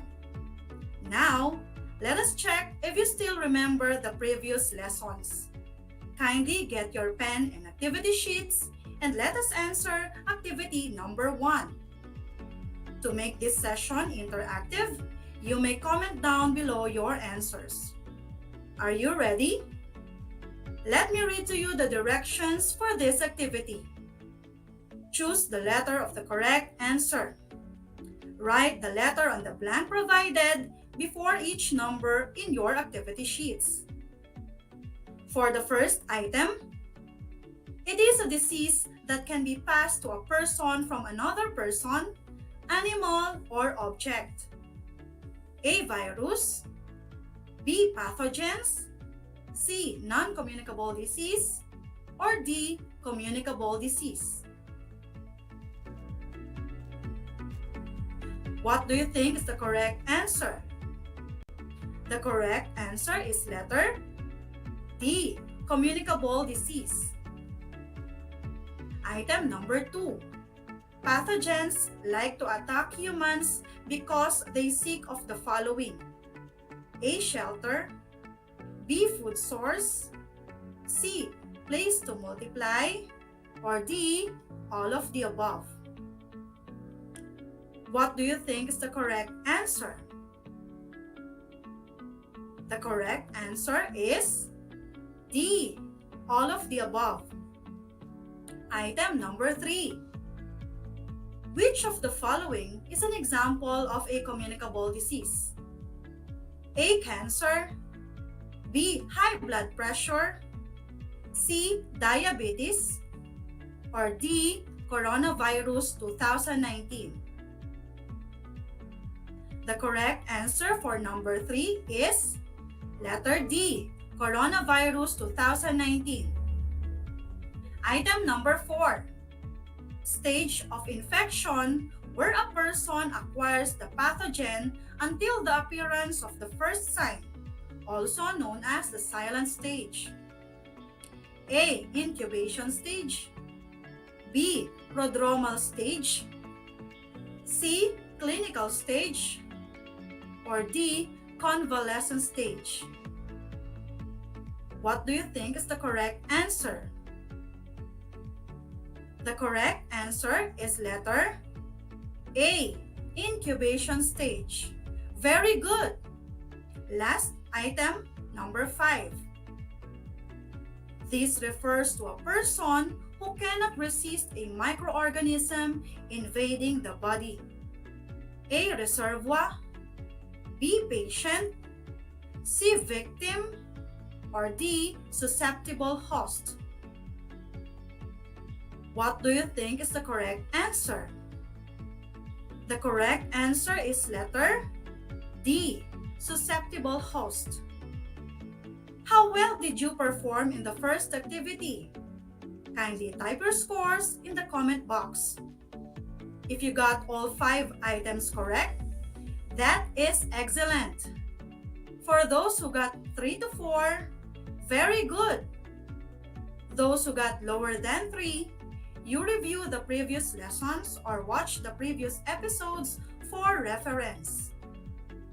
Today is the last episode for Health Grade 8. Also, the last episode for this quarter. After this episode, 4th quarter na. Ang bilis lumipas ng mga araw. Imagine, malapit nang matapos ang school year for the new normal. Alam ko, miss na ninyo ang face-to-face classes. But since pandemic pa din, here we are, embracing distance learning. Our lesson for this afternoon is very relevant to our current situation, the prevention and control of communicable diseases. Let us learn the different self-monitoring skills to prevent communicable diseases. May this afternoon's discussion be a reminder of the do's and don'ts in the prevention and control of communicable diseases. May we all practice this regularly, especially we are experiencing COVID-19 pandemic. I am going to share with you 8 healthy habits that prevent infectious communicable diseases from spreading. Number 1, handle and prepare food safely. Food can carry pathogens. Wash hands, utensils, and surfaces often when preparing any food, especially raw meat. Always wash fruits and vegetables. Cook and keep foods at proper temperatures. Don't leave food out, refrigerate promptly. Number 2, wash hands often. One of the most healthy habits to prevent the spread of diseases is hand washing. Our hands can carry pathogens, so it is important to wash them often even if they don't look dirty. Wash your hands frequently with soap and water for at least 20 seconds or 2 happy birthday songs. Number 3, clean and disinfect commonly used surfaces. Pathogens can live on surfaces. Cleaning with soap and water is usually enough. However, you should disinfect your bathroom and kitchen regularly. Disinfect other areas if someone in the house is ill. Number 4, cough and sneeze into a tissue or sleeves. If you are sick, the air that comes out of your mouth when you cough or sneeze may contain pathogens. Cough or sneeze into a tissue or your shirt sleeve, not into your hands. Remember to throw away the tissue and wash your hands. You can wear a face mask when you are sick. Number 5, don't share personal items. Avoid sharing personal items that can't be disinfected like toothbrushes and razors. Do not share towels between washes. Needles should never be shared. Should only be used once and disposed properly. Number 6, get vaccinated. A vaccine stimulates your immune system to produce antibodies exactly like it would if you were exposed to the disease. After getting vaccinated, you develop immunity to that disease. Vaccines are powerful. Unlike most medicines, which treat or cure diseases, vaccines prevent them. Number 7. Avoid touching wild animals. Did you know that 70% of emerging zoonotic diseases or disease transmittable from animals to humans come from wild animals? With the recent pandemic, COVID-19 is believed to have come from a wildlife wet market in China. Even if a wild animal looks healthy, they can still carry harmful germs. Number 8. Stay home when sick. When you are sick, stay home and rest. You will get sooner and will not spread pathogens. Those are the different healthy habits that prevent infectious diseases from spreading. Learn, practice, and impart these habits. And since we are dealing with COVID-19 pandemic, I would like to share with you important reminders. Avoid men and follow women. Ano ba ang ibig sabihin nito? Avoid touching mouth, eyes, and nose. Ito kasi ang mga point of entries ng virus or portal of entry as discussed in the previous lesson. Ano ang kailangan gawin? Follow women. Wash your hands. Obey social distancing. Mask up. Exercise and eat healthy. No unnecessary crowding and traveling. Communicable diseases are a major cause of suffering, disability, and death in the world. That is why we need to prevent and control these diseases. According to an old adage, an ounce of prevention is better than a pound of cure. I have read that the goals of medicine are to promote health, preserve health, to restore health when it is impaired, and to minimize suffering and distress. And these goals are embodied with the word prevention. There are 3 levels of prevention, namely primary prevention, secondary prevention, and tertiary prevention. What is primary prevention? Primary prevention can be defined as the action taken prior to the onset of disease, which removes the possibility that the disease will ever occur. It can be achieved through health promotion like getting immunized, eating balanced diet, getting enough sleep, avoiding vices, and preventing yourself from overwork. Moving on to secondary prevention. What is secondary prevention? It involves activities done to prevent further damages when the diseases have already started. Activities for secondary prevention include prompt diagnosis and treatment. Visit a healthcare practitioner for a reliable information. Take the prescribed medication and treatment given by the physician. It thus protects others in the community from acquiring the infection. In this level, iniiwasan natin ang transmission o pagkalat ng sakit. In tertiary prevention, the focus is on rehabilitating the sick person so as to prevent long-term complications of the disease. Follow up and monitoring the patients to ensure that he or she is taking the prescribed medications.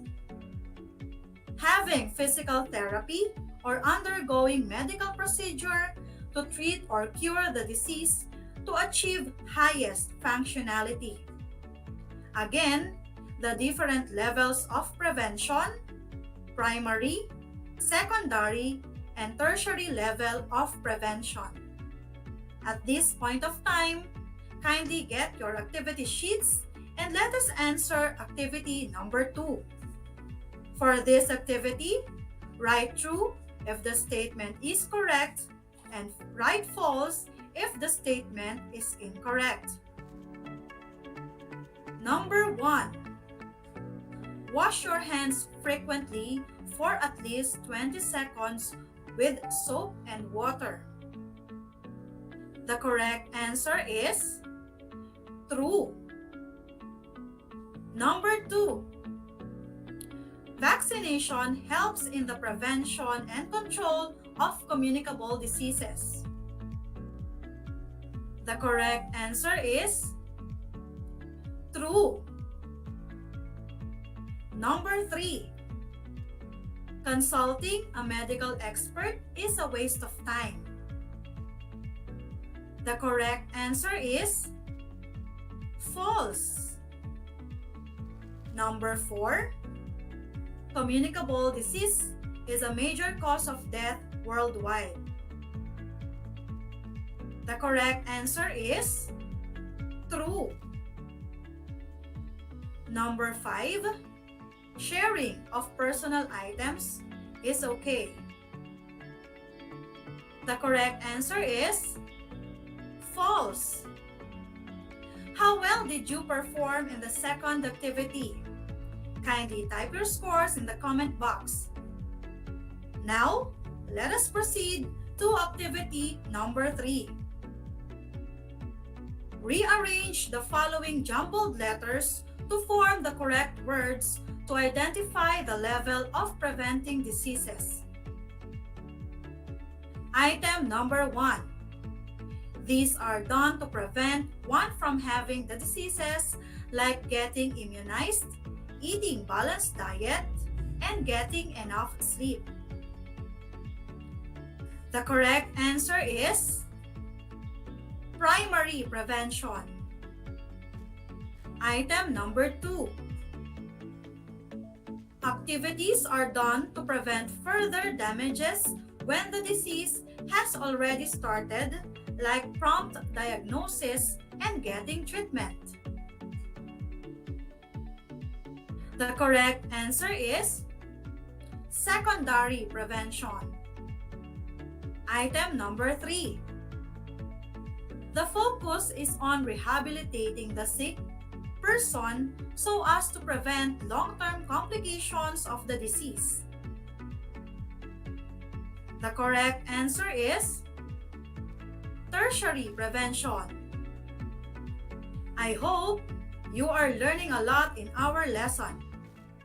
For those who have just tuned in, you are watching Aral TarlakHenyo here on RTV Tarlac, Channel 26, simulcast over DZTC, Radyo Pilipino Tarlac. This is Ma'am Irish, your teacher broadcaster for MAPE Grade 8. Moving on to the next part of our discussion, the different agencies responsible for prevention and control of communicable diseases. We are also going to name examples of programs and policies in prevention and control of communicable diseases.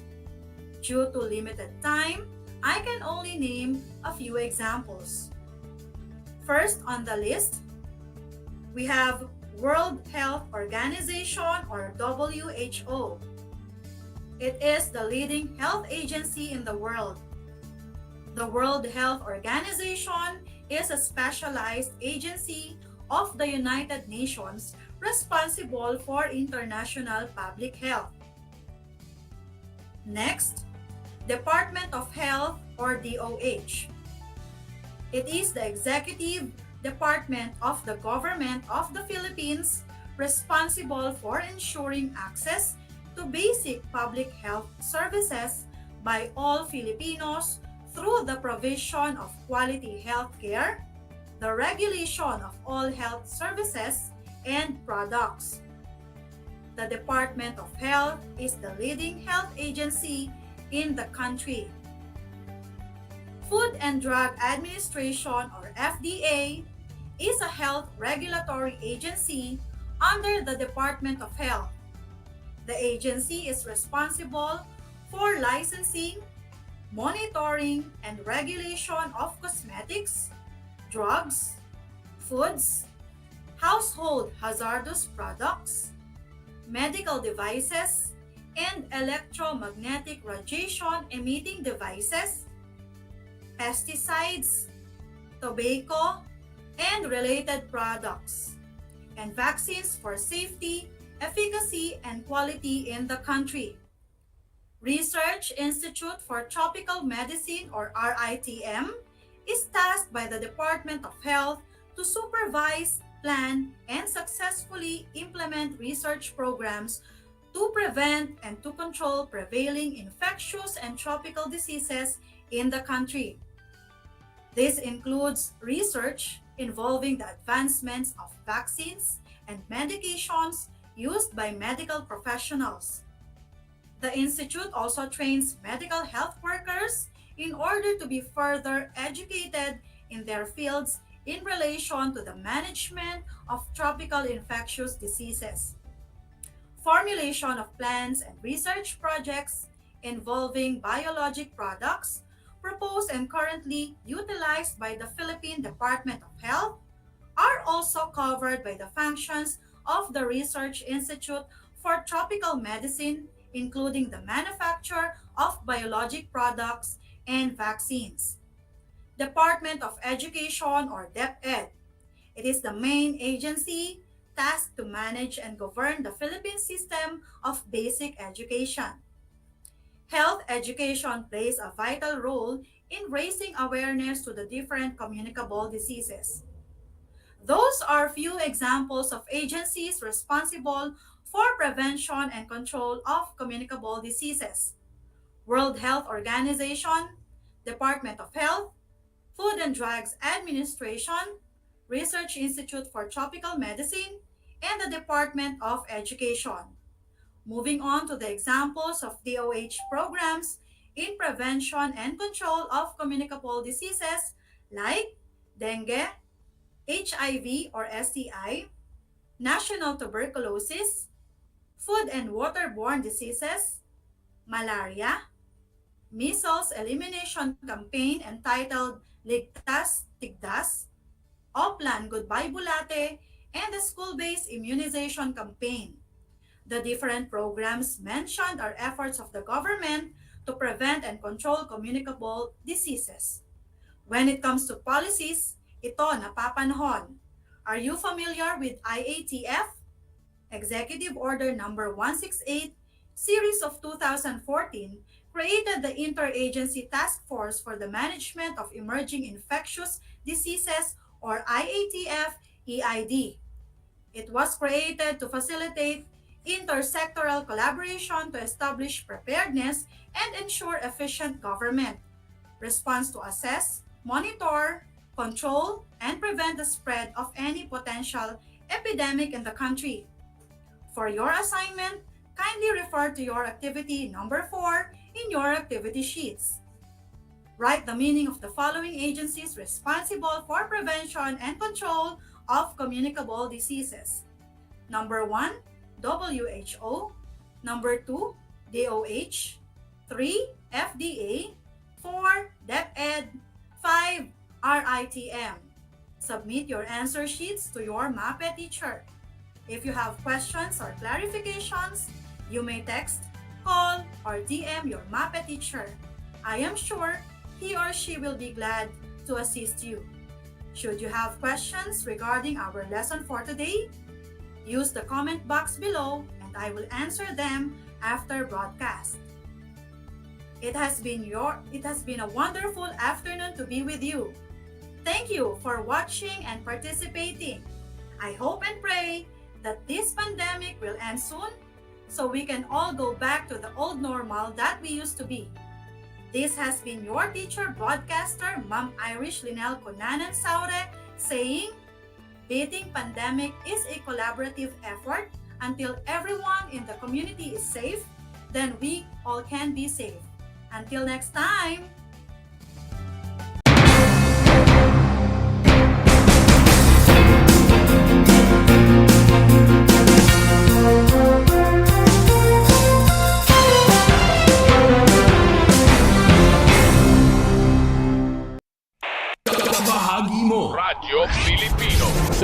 Saan mang bahagi ng Pilipinas, saan mang bahagi ng mundo, anumang uri ng pamumuhay, kabahagi mo, Radyo Pilipino, Radyo Pilipino. Sumasahimpapawid sa DWPR 1296, Dagupan, DZTC 828, Tarlac, DZLT 1188, Lucena, DZYN 1539, Mindoro, DWRL 1080, Legazpi, DWRN 657, Naga, DYRB 540, Cebu, DYRL 1035, Bacolod, DYRN 1134, Dumaguete, DXCO 1044, Cagayan de Oro, DXGS 765, General Santos, DXOC 1494, Ozamis, DXOW 981, Davao, at Radio Filipino Podcast Center, Manila. Ito ang kabahagi mo, Radio Filipino, napapakinggan on air, and online,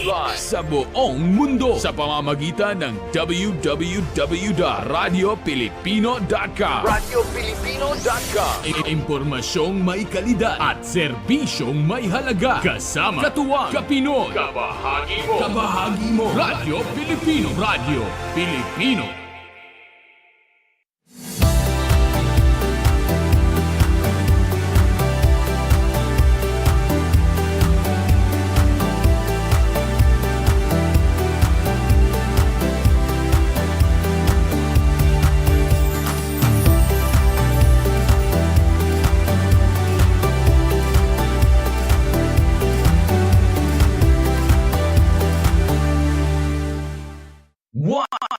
One FM.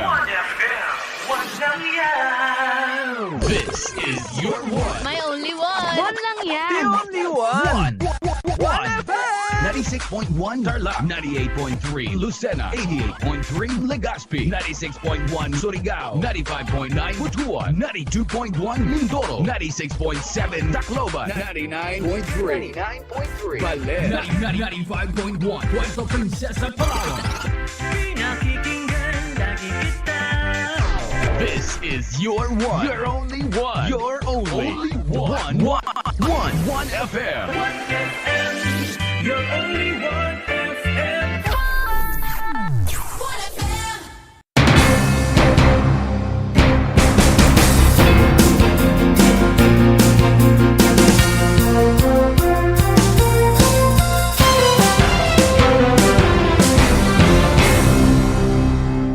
The word boondocks, which is now part of the English language dictionary and vocabulary, comes from the Tagalog word bundok, meaning mountain.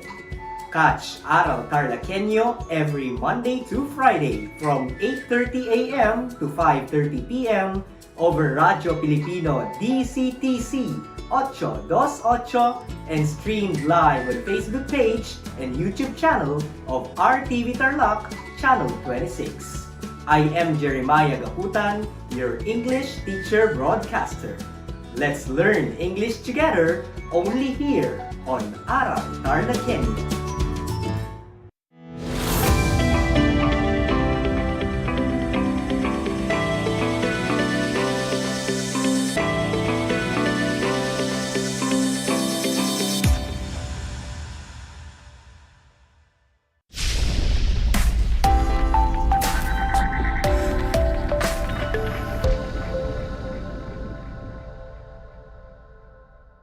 Good day, viewers, especially to our grade 9 learners.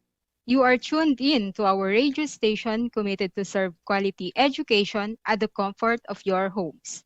Welcome to Aral TarlakHenyo here on RTV Tarlac Channel 26.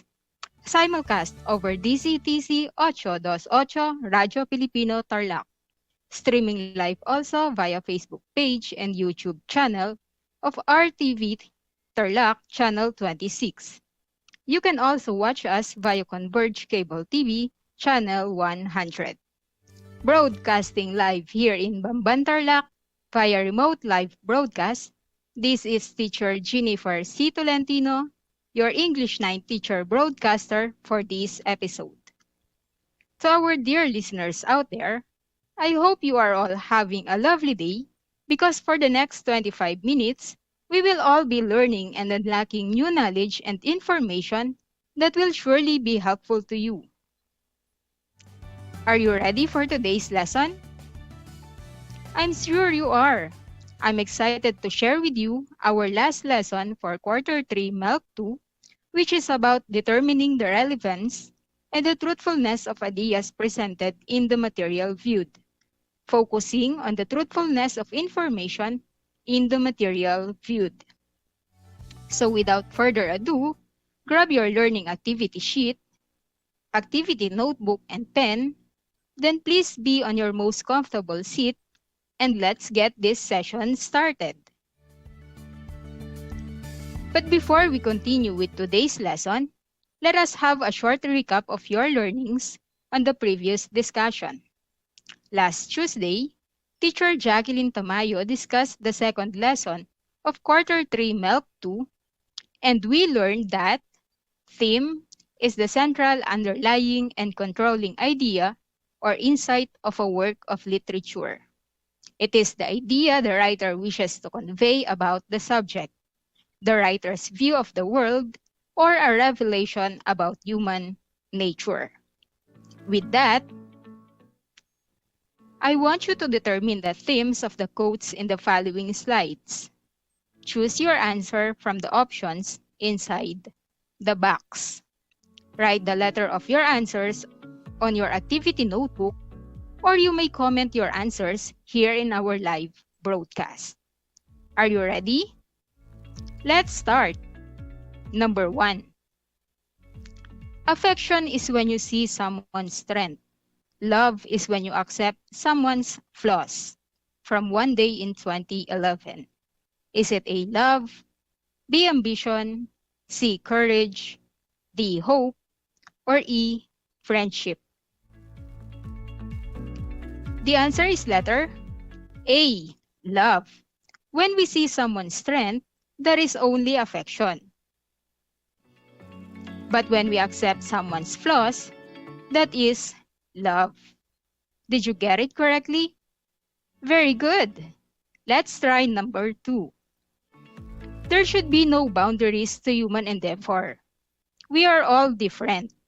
However bad life may seem, there is always something you can do and succeed at. While there's life, there's hope, said Stephen Hawking from The Theory of Everything. What is the theme of that quote? Is it A, love, B, ambition, C, courage, D, hope, or E, friendship? What is your answer? The answer is letter D, hope. Just like what we always say, habang may buhay, may pag-asa. However bad life may seem, there is always something we can do and succeed at. Did you get it correctly? Awesome! Let's try the next one. Number 3. All our dreams can come true if we have the courage to pursue them, said Walt Disney.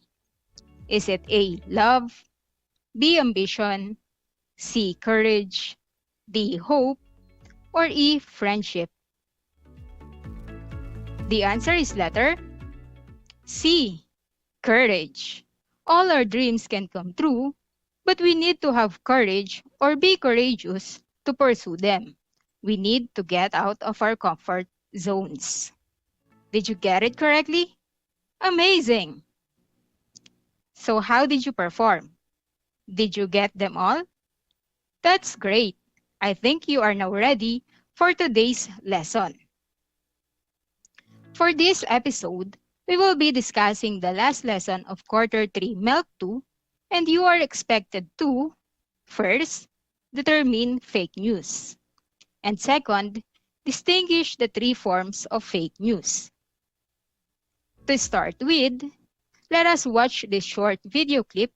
Then after watching, let us answer the 3 given questions. Watch VTR.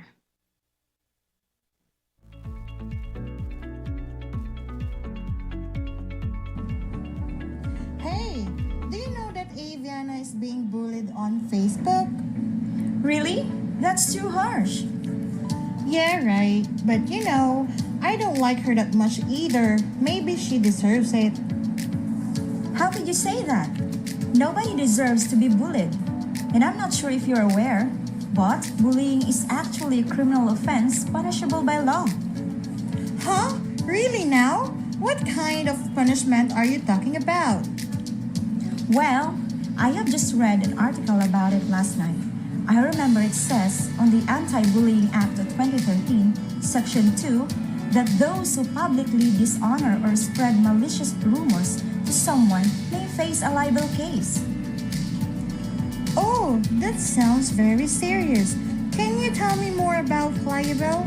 I'm sure I've heard it somewhere before. Sure. Libel is a published false statement that is damaging to a person's reputation. When someone posts in Facebook that someone is a thief, although he is not, that person who posted about it may be sued for online libel. Thanks for this vital information. I may need to do something very urgent. Bye. What issue is presented in the conversation? That's right. The two friends are talking about the issue of online bullying. How about number 2? Is the issue presented relevant in our current times? Do you think it is truthful? Good job! Yes, the issue of online bullying is truly relevant in this day and age. You may have known someone who is being bullied in social media, or you may have read about the libel cases. Well, that also makes the issue truthful. And last number, 3. In your opinion, what makes an idea truthful? I would like you to hold your thoughts on that as we proceed on our next activity. Let's have a matching type test to check your vocabulary. I want you to match the unfamiliar words under column A to the given meanings under column B. Are you ready? Let's start. As I read, I want you to start answering. So under column A, we have number 1, malinformation. Number 2, truthfulness. Number 3, disinformation.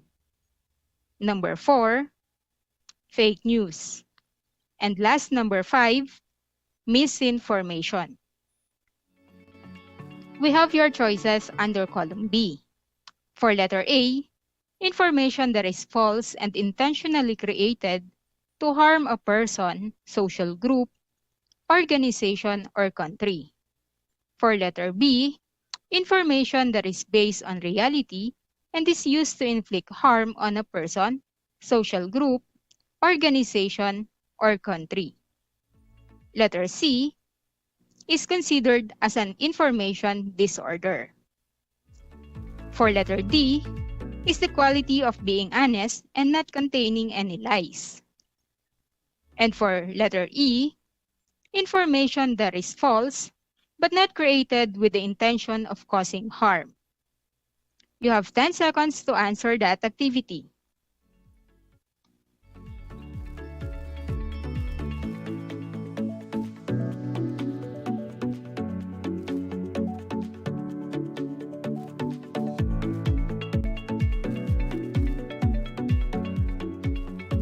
Ten seconds is up. Let's see how you did. Let's check your answers. The correct answer for number 1 is letter B. For number 2, it's D. For number 3, it's A. And letter C for number 4. And last, number 5 is E. So how well did you perform? Did you get them all? That's awesome. If not, don't worry, that's okay. We still have some activities for you. Now, I want you to watch another video. This time, it is a short infographic video. Watch VTR.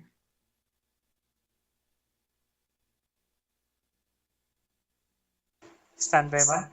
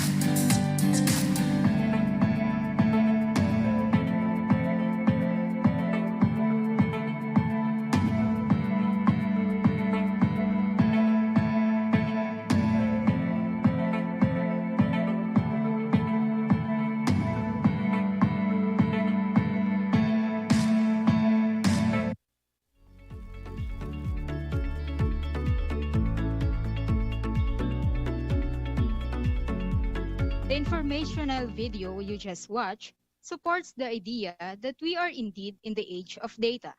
Every day, we are exposed to unlimited amount of information, most of which we don't really need. And here's the thing, most of what we see first in our notifications are fake news. Usually, we do not have the time to verify the information.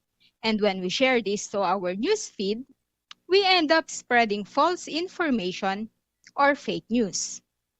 But then, what is fake news?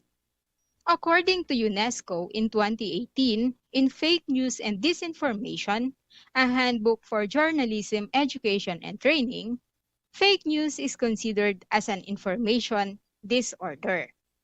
And it comes in three forms. First is misinformation. Second is disinformation. And the last, malinformation. Let's discuss them one by one. Let's start with misinformation. Misinformation is information that is false but not created with the intention of causing harm. The spread of misinformation happens often in our everyday lives. We, human beings, are not perfect. We can all make mistakes. We all forget things. We mishear or misremember details. We tell our friends something we heard on TV or saw on social media that wasn't really true. If you are spreading around information that is wrong, but you do not know it is wrong, then you are, well, technically spreading misinformation. And when we say misinformation is an everyday thing, we mean it. For example, say a party starts at 8 p.m., but you forget or misread the invitation and tell your friends it starts at 9 p.m. You are supplying them with misinformation. Another example is the belief that if you drink paracetamol 3 times a day, together with lemongrass juice, can develop antibodies that can fight COVID-19. Because there is no study that can prove that this concoction is effective. But don't fear, we're not calling the police. The key here is that you unwittingly spread false information around. You didn't mean to, or even might have thought the information was true. Second form of fake news is disinformation. Disinformation is information that is false and intentionally created to harm a person, social group, organization, or country. Let's go back to earlier example. Now, If you know a party starts at 8 p.m., but you tell your opponent or rival it starts at 9 p.m. because you want them to look foolish, you are supplying them with disinformation. When you spread wrong information on purpose with intent to deceive or mislead, that's disinformation. Another example is a post that says, Willie Revillame has passed away. We know that it is fake news because Willie Revillame is still alive. It is considered as disinformation because this fake news created harm to the family and supporters of Willie Revillame. And the last form of fake news is malinformation. Malinformation is information that is based on reality and it is used to inflict harm on a person, social group, organization, or country. An example of malinformation is a picture of Prince William who seemed to be rude in this angle. But in the other angle or perspective, he is doing the number 3 sign with his fingers. The picture is based on reality but used by other people to make the person look bad. With so many media messages reaching our perception every day, we should protect ourselves and others from fake news by taking the steps found in the infographic by the International Federation of Library Association and Institutions, or IFLAs. How to spot fake news. Number 1. Consider the source. Click away the story to investigate the site, its mission, and its contact info. Number 2. Read beyond. Headlines can be outrageous in an effect to get clicks. What's the whole story? Number 3. Check the author. Do a quick search on the author. Are they credible? Are they real?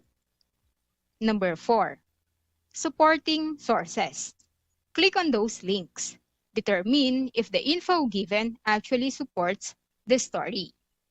Number 5. Check the date. Reposting old news stories doesn't mean they are relevant to current events. Number 6. Is it a joke? If it is too outlandish, it might be satire. Research the site and the author to be sure. Number 7. Check your biases. Consider if your own belief could affect your judgment. And last one, number 8, ask the experts. Ask a librarian or consult a fact-checking site. So how was it? I hope you understood the 3 forms of fake news and how to spot fake news. Now, let's have our activity 4. I want you to identify the forms of the following fake news, whether they are misinformation, disinformation, or malinformation. Are you ready?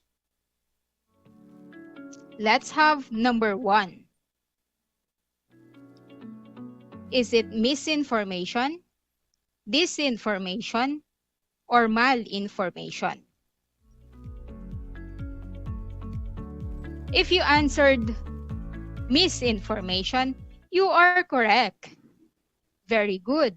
Because according to Dr. Francis Vicente Ras, head of the Social and Advocacy and Training Division of the Philippine Institute of Traditional and Alternative Health Care, they are not aware of any study conducted that the mixture is effective for the symptoms of cough and the common cold. While Dr. Cecilia Maramba Lazarte, Director of the Institute of Herbal Medicine under the National Institutes of Health at the University of the Philippines, Manila, said she would not recommend this concoction because of its high sugar content. How about number 2? Is it misinformation, disinformation, or malinformation? The correct answer is disinformation. This fake news that Chris Aquino passed away harmed her family and supporters. Let's have number 3. Is it misinformation, disinformation, or malinformation? If you say it is another disinformation, you are awesome. This image meant to provoke fear and feeds narrative of violent young men, and there is no such entity as the Crime Statistic Bureau. How about number 4? Is it misinformation, disinformation, or malinformation? What is your answer? The answer is misinformation. Good job! Classes will not be suspended if there is no valid reason. Strong prayers of all students will not be a valid reason for the government or school admin to cancel classes. And last number, 5. That is Nancy Pelosi, an American politician who seemed to be drunk in this post. Is it misinformation, disinformation, or malinformation? If you answered malinformation, you are totally correct. The video of Nancy Pelosi was slowed for her to appear drunk. And that's it for our activity 4. How well did you do? Did you get them all correctly? Very good. You are totally awesome. Now, to apply what you have learned in this session, I want you to compile at least 10 pictures or screenshots showing fake news. Then label them whether they are misinformation, disinformation, or malinformation. That will serve as your performance task for this lesson. To sum up our discussion for today, we should always give truthful information. We should always base our information on facts, pieces of evidence that are ethically and professionally obtained, put in context, and verified. Truthfulness, or the quality of being honest and not containing any lies, according to Cambridge Dictionary, should always be our foundation of all our virtues. With that, I hope you learned a lot and enjoyed our episode this afternoon. Don't forget to wash and sanitize your hands, wear mask if you will go outside your homes, and observe social distance. And also, to tune in to DCTC 828 Aral TarlakHenyo. And watch us live on Facebook from Monday to Friday, 8 in the morning till 5:30 in the afternoon. This has been Teacher Jennifer C. Tolentino from San Roque National High School, your English 9 teacher broadcaster for today. Enjoy the rest of the day!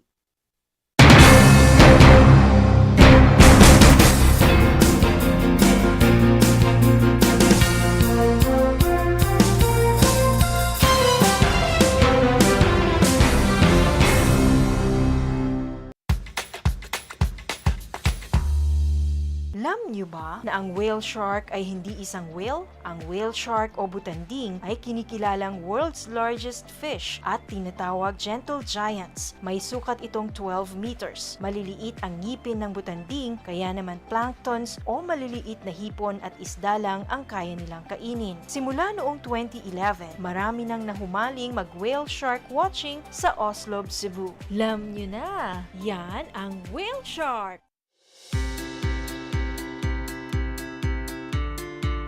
Upang matugunan ang mga kinakaharap na pagsubok ng mga guro at mag-aaral sa gitna ng kasalukuyang pandemya, nagsanib tulong sina Congressman Charlie Cojuangco ng unang distrito ng Tarlac, DEPED Region 3 Regional Director Dr. May B. Eclar at Tarlac Schools Division Superintendent Dr. Ronaldo Pozon para sa isang napapanahong proyekto na tinaguriang Project Shine, Aral TarlakHenyo. Ang mga mag-aaral ng Grade 4 at Grade 5, ganon din ang Grades 8 and 9 sa buong probinsya ng Tarlac, kasalukuyang sumasailalim sa radio-based instruction. Katuwang ang himpilang DZTZ 828 kHz AM at RTV Tarlac, Channel 26. Ang Tarlac po nangunguna po ngayon pagdating po sa radio-based instruction. Marami pong humahanga sa atin. I'm very happy this station, itong DCTC, could reach the whole of Region 3. Hindi natin alam, we are contributing. We are creating a very big dent in the history of Philippine education. And I am proud. I am here in Tarlac. This is the noble cause of education in which you and I, without you knowing it, we are bound to do.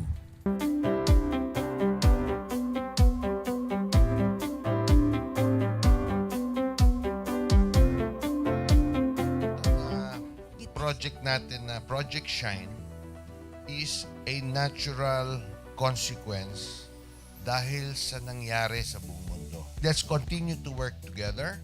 I think it's very Filipino to practice bayanihan in anything or most of the things that we do.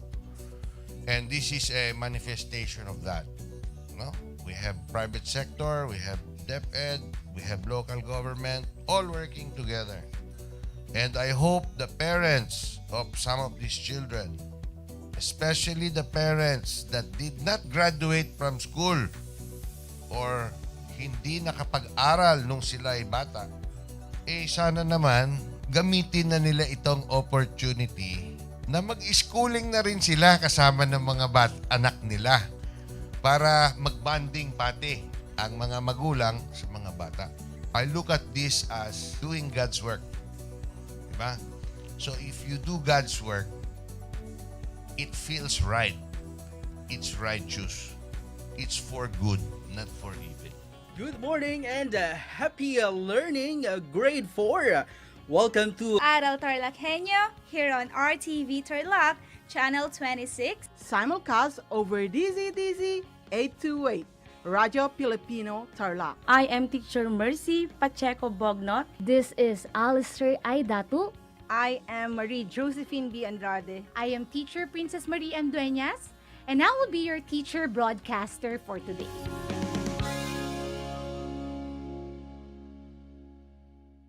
Alam niyo ba na ang gitnang Luzon ay tinaguri ang banga ng bigas ng bayan at kamalig ng palay ng Pilipinas dahil dito nagbumula ang malaking produksyon ng bigas sa ating bansa. Ito ay binubuo ng mga lalawigan ng Aurora, Bataan, Pampanga, Nueva Ecija, Zambales at Tarlac. Ugaliin nating manood ng Aral TarlakHenyo Lunes hanggang Biyernes alas 8:30 ng umaga hanggang alas 5:30 ng hapon. Ako si Binibining Pia Isrin Capiral, ang inyong teacher broadcaster sa Araling Panlipunan dito sa Project Shine Aral TarlakHenyo. Lagi nating tandaan ang pag-aaral ng Araling Panlipunan ay tungo sa daan ng pagiging makadiyos, makakalikasan, makatao at makabansa.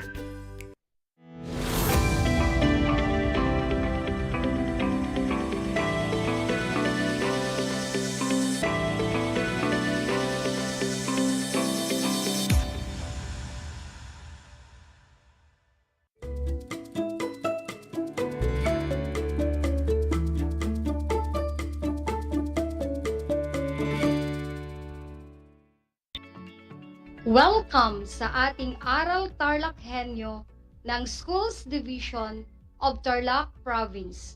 Hatid sa inyo ng RTV Tarlac, Channel 26 at DZTZ 828 Radio Filipino Tarlac. Isang mapayapa at ligtas na hapon, kabataang TarlakHenyo. Narito na naman tayo nagsisikap at nagpupunyagi na maging makadiyos, makatao, makakalikasan at makabansa.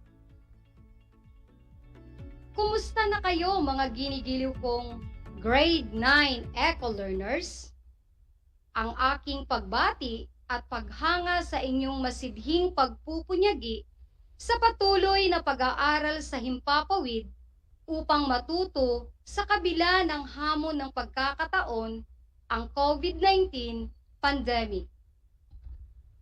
Ako, ang inyong guro sa Araling Panlipunan Grade 9, Ginang Jean P. Valdez, magtuturo sa inyo via remote live broadcasting mula dito sa bayan ng Kamiling.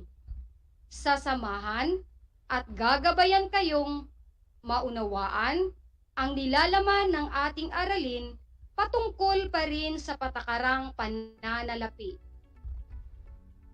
Bago pa man tayo magsimula sa ating talakayan, ay narito ang ilan sa mga paalaala. Siguraduhin ninyong nasa isang lugar kayo ngayon na komportable at maayos na napapanood at napapakinggan ang ating remote live broadcast. Tayo ay napakikinggan sa radyo via DZTZ 828 AM at napapanood sa RTV Tarlac Channel 26, Converge Cable TV Channel 100, FB page at YouTube channel ng RTV Tarlac Channel 26. Inaasahan din na kayo ay busog o nakapagmeryenda na upang mas maging alerto ang inyong pag-iisip at maayos na maunawaan ang ating aralin sa hapon na ito. Sa puntong ito, nais kong kunin ninyo ang inyong learner's material sa Araling Panlipunan sa ikapitong linggo sa ikatlong markahan.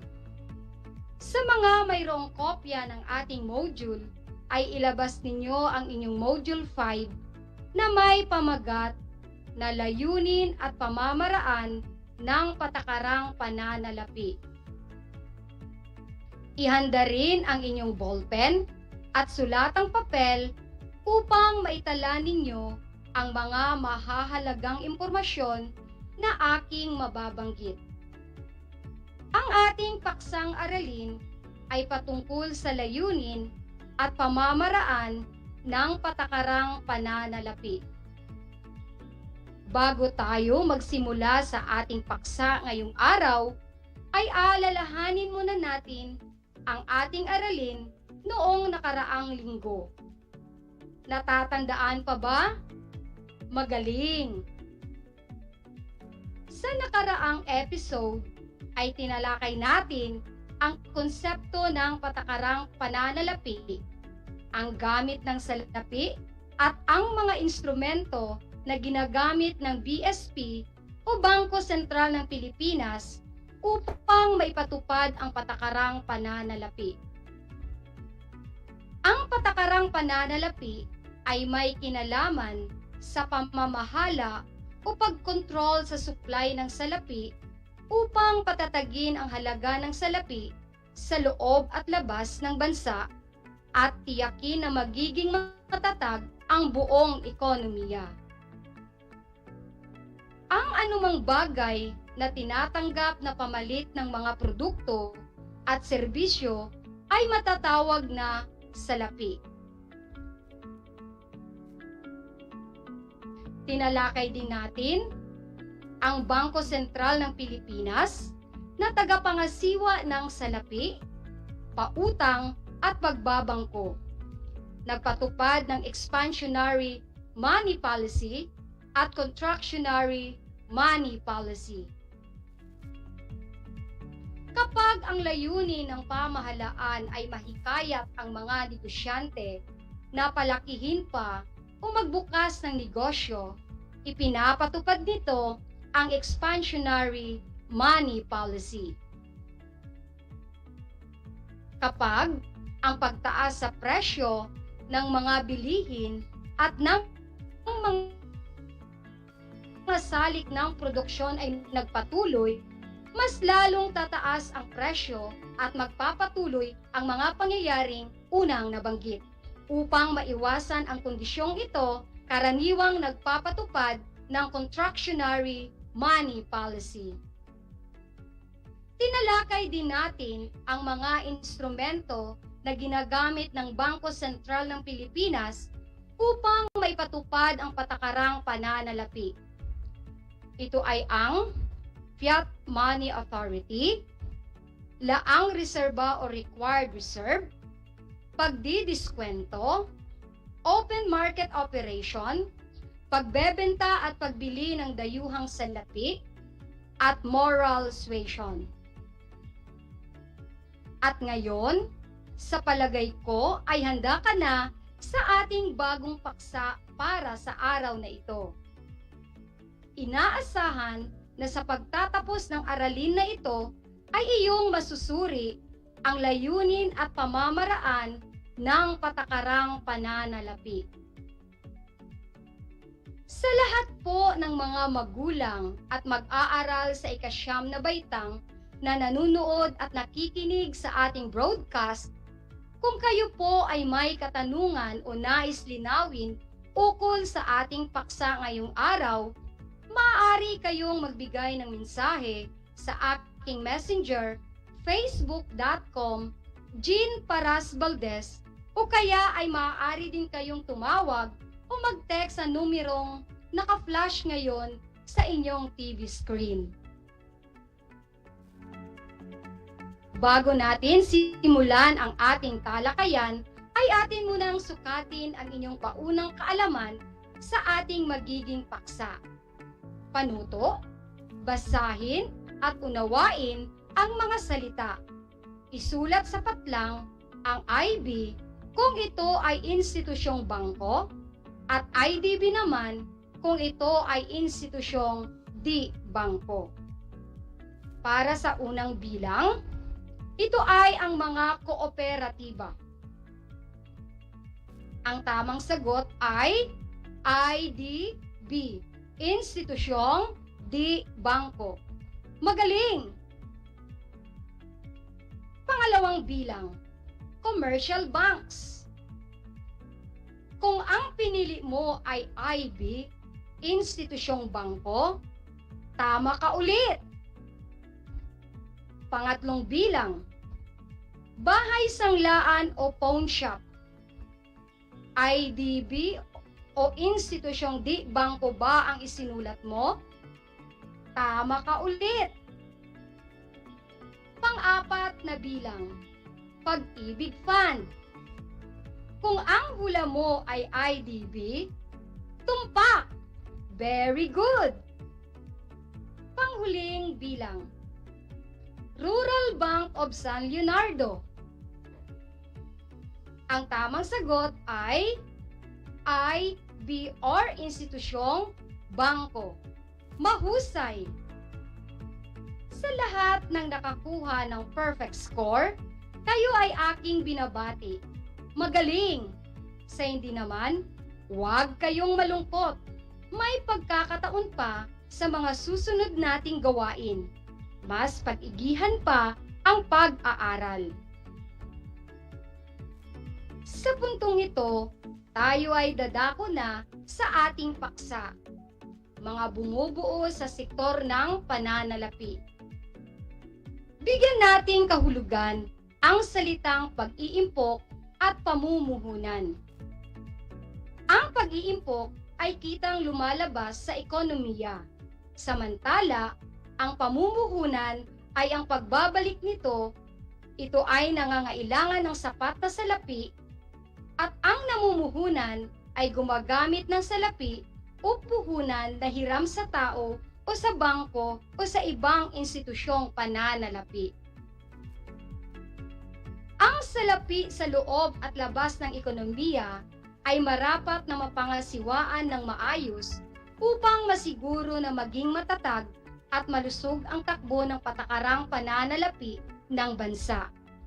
Bunga nito, kinakailangan ang pagkakaroon ng mga institusyon na makapag-iingat at makapagpapatakbo ng mga wastong proseso sa loob ng ekonomiya patungkol sa paghawak ng salapi. Ito ay paraan upang maging maayos ang daloy ng salapi sa bansa. Ang institusyon sa pananalapi ay ang pangunahing institusyon na inaasahan ng pamahalaan na mamahala sa paglikha, pagsusupply at pagsasalin-salin ng salapi sa ating ekonomiya. Ito ay maaaring bangko at di bangko. Na ang pagganap sa tungkulin ng bawat isa ay naglalarawan ng sistemang pampinansyal ng isang bansa. Mga institusyong bangko. Ito ang mga tumatanggap ng salapi mula sa mga tao, korporasyon, at pamahalaan bilang deposito. Sa pamamagitan ng interes o tubo, ang halagang inilagak ng mga tao bilang deposito ay lumalago. Sa kabilang dako naman, ang mga depositong nalikom ay ipinapautang sa mga nangangailangan na may kakayahang magbayad nito sa takdang panahon. Kabilang sa mga pinauutang ay ang mga negosyanteng nangangailangan ng puhunan upang mapalago ang kanilang negosyo at maging dahilan naman ng paglago ng ekonomiya. Mga institusyong bangko. Una, bangkong komersyal. Pinakamalaking grupo ng bangko pagdating sa puhunan at ari-arian. Tumatanggap ang bangkong ito ng demand deposit at iba pang serbisyong pampinansyal. Sila rin ay pinapayagang tumanggap ng papeles ng pagkakautang. Halimbawa ng bangkong komersyal ay ang BPI, Union Bank, Metro Bank, at Equitable PCI Bank. Pangalawa, bangko ng pag-iimpok. Pangunahing gawain ng bangkong ito ang tumanggap ng mga impok na mga mamamayan at ipautang ito sa mga namamumuhunan upang sila ay tumubo. Halimbawa ng bangko ng pag-iimpok ay ang mga Allied Savings Bank, Bangko Filipino Savings Bank, Mortgage Bank, at BPI Family Savings Bank. Pangatlo ay ang bangkong rural. Bangkong matatagpuan sa mga lalawigan at bayan kung saan limitado lang ang kanilang pinaglilingkuran dahil sa maliit lamang ang kanilang puhunan, at ang karaniwang kliyente ng ganitong bangko ay ang mga magsasaka, mangingisda, at mga taong nabibilang sa sektor ng agrikultura. Pang-apat, ang specialized government banks. Ito naman ay mga bangkong pag-aari ng pamahalaan na itinatag upang tumugon sa mga tiyak na layunin ng pamahalaan tulad ng mga sumusunod. Una, ay ang Land Bank of the Philippines o kilala sa tawag na LBP. Itinatag ito sa pamamagitan ng Republic Act No. 3844 na sinusuga ng Republic Act No. 7907. Layunin na magkaloob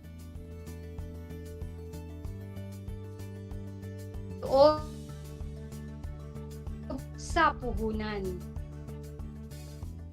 Ikalawa, ang Development Bank of the Philippines or DBP. Ito ang unang naitatag noong 1946 upang matugunan ang pangangailangan ng bansa na makatayo mula sa panirang ikalawang digmaang pandaigdig. Pangunahing layunin ng DBP ay tustusan ang mga proyektong pangkaunlaran lalo na sa sektor ng agrikultura at industriya. Pangatlo, ang Al-Amana Islamic Investment Bank of the Philippines or Al-Amana. Ito ay itinatag sa ilalim ng Republic Act No. 6848. Layunin ng bangkong ito na tulungan ang mga Pilipinong Muslim na magkaroon ng puhunan at mapaunlad ang kanilang kabuhayan. Dumako naman tayo ngayon sa mga institusyong di bangko. Maaaring ituring na sa ilalim ng institusyon ng pananalapi ang mga ito sapagkat tumatanggap sila ng kontribusyon mula sa mga kasapi. Pinalalago ito at muling ibinabalik sa mga kasapi pagdating ng tamang panahon upang ito ay mapakinabangan. Narito ang ilan sa mga kabilang sa institusyong di bangko. Una ay ang mga kooperatiba.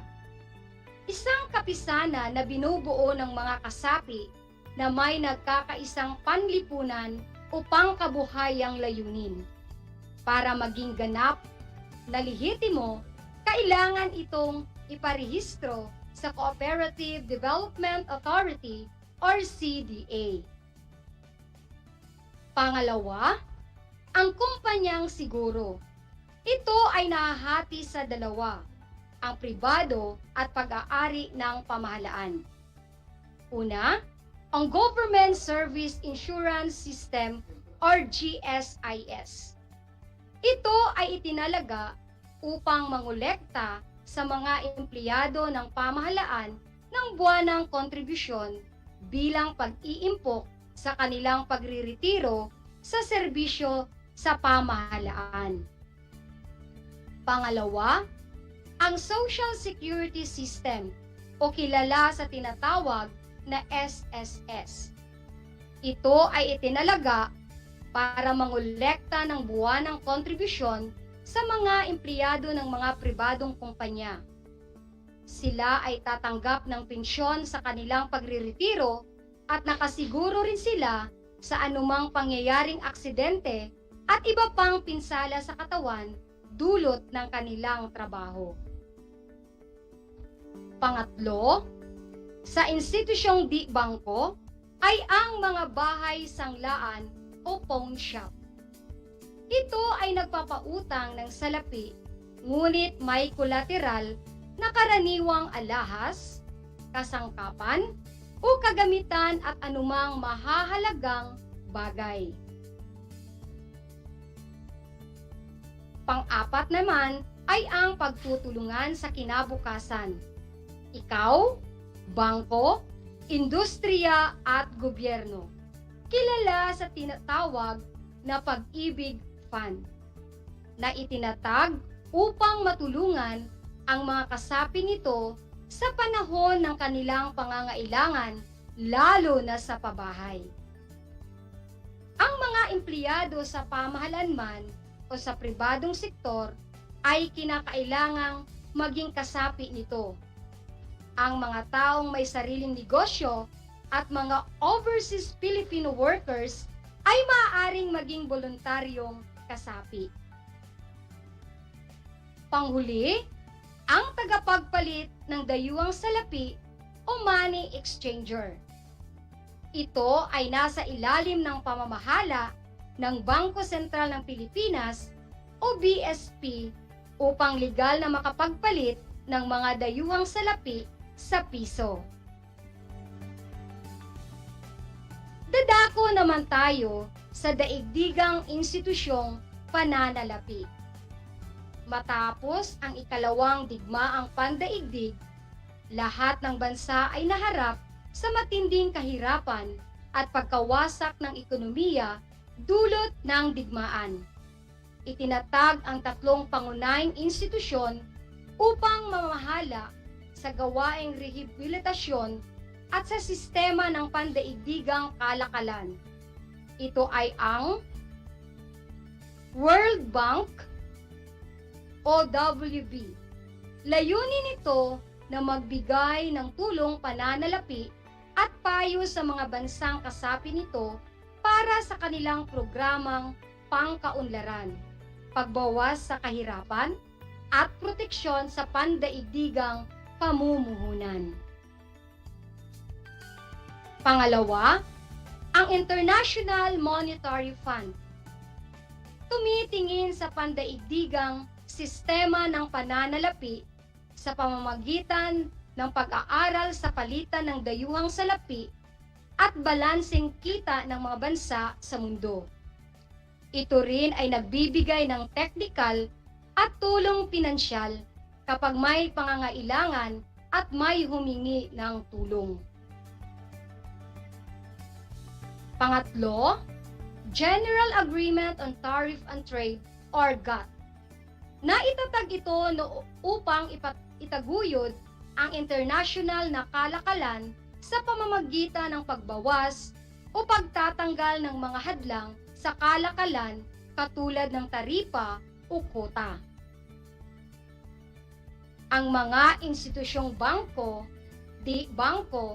at ang pandaigdigang institusyong pananalapi ay may malaking bahaging ginagampanan sa ating lipunan upang mapapaunlad ang ekonomiya ng isang bansa.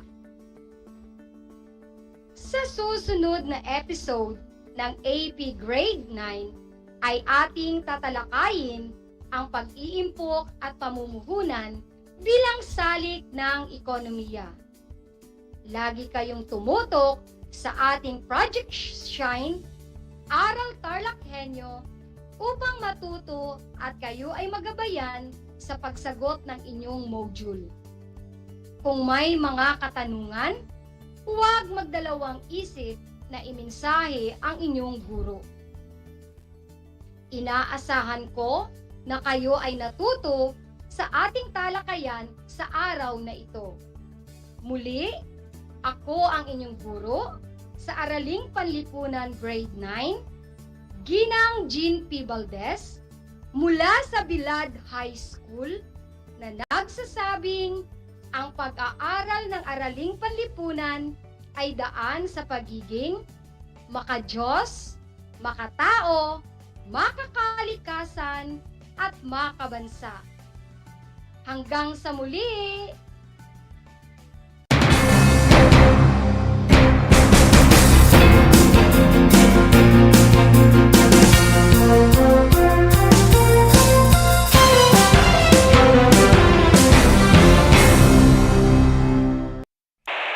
Bahagi mo Radyo Pilipino saan mang bahagi ng Pilipinas, saan mang bahagi ng mundo, ano mang uri ng pamumuhay, kabahagi mo Radyo Pilipino. Radyo Pilipino, impormasyong may kalidad at serbisyong may halaga, kasama katuwang kapinoy. Kabahagi mo Radyo Pilipino. Radyo Pilipino.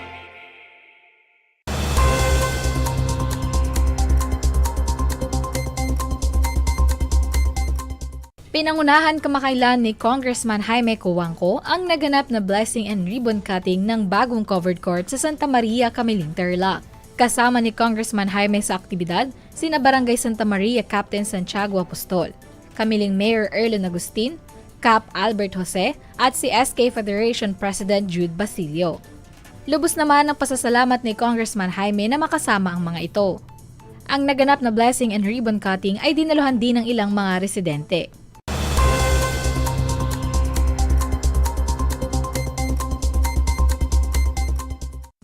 Sa Paniki, Tarlac, nalalapit na ang pagbubukas ng kanilang Paniki Blood Bank.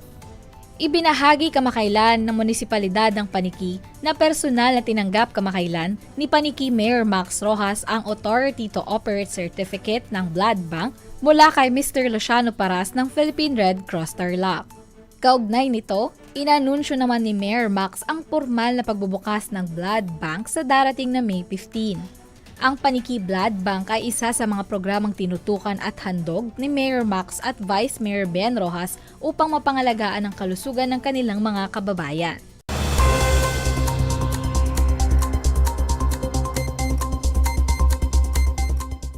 Sa patuloy na pagsasagawa ng training ng Farmer Livestock School on Goat Enterprise Management, 23 na magsasaka ang nakiisa sa aktibidad kamakailan, kung saan ipresenta ng mga ito ang kani-kanilang mga business plans.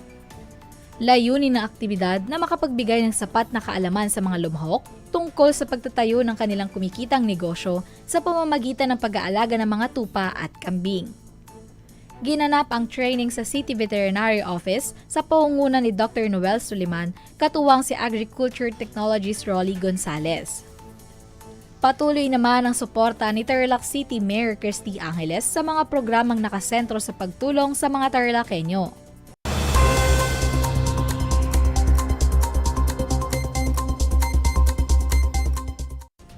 Kaakibat ng patuloy na suporta ng Department of Trade and Industry Tarlac sa pagpapataas ng mga entrepreneurs sa buong lalawigan ng Tarlac, patuloy ang pagsasagawa ng ahensya ng iba't ibang programang makatutulong sa mga ito.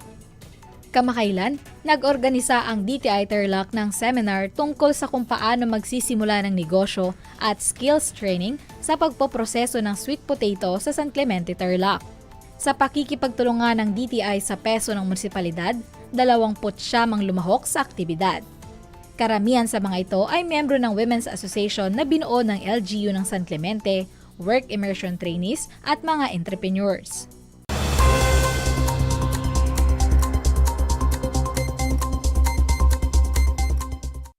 Sa Kapas Tarlac, 647 na benepisyaryo ng tulong panghanap buhay sa Displaced o Disadvantaged Workers o TUPAD ang nakatanggap ng 4,600 pesos bawat isa. Isinagawa ang TUPAD payout kasabay ng kakatapos lang na selebrasyon ng Araw ng mga Manggagawa. Ayon kay Kapas Mayor Rosel Rodriguez, ang isinagawang payout ay ang kanilang paraan upang magbigay pugay sa mga manggagawang residente ng bayan. Dagdag pa nito, ang pagkilala sa mga manggagawang ito at pagbibigay ng tulong pinansyal ay isang makabuluhang hakbang upang matiyak na ang bawat isa ay mabigyan ng pagkakataong makabangon at makapagpatuloy sa kanilang araw-araw na pamumuhay. Samantala, ang naganap na payout ay isinagawa sa Kapas Municipal Covered Court katuwang ang Dole Tarlac at Municipal Peso. Pinangunahan ni Mayor Rodriguez ang nasabing aktibidad, katuwang si Vice Mayor Alex Espinoza at mga membro ng Sangguniang Bayan.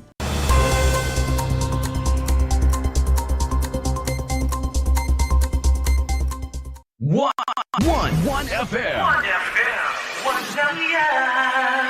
This is your one. My only one. One lang yan. The only one. One FM. 96.1 Tarlac, 98.3 Lucena, 88.3 Legazpi, 96.1 Surigao, 95.9 Butuan, 92.1 Mindoro, 96.7 Tacloban, 99.3 Baler, 95.1 Puerto Princesa, Palawan. This is your one. Your only one. Your only one. One FM. One FM. Your only one FM.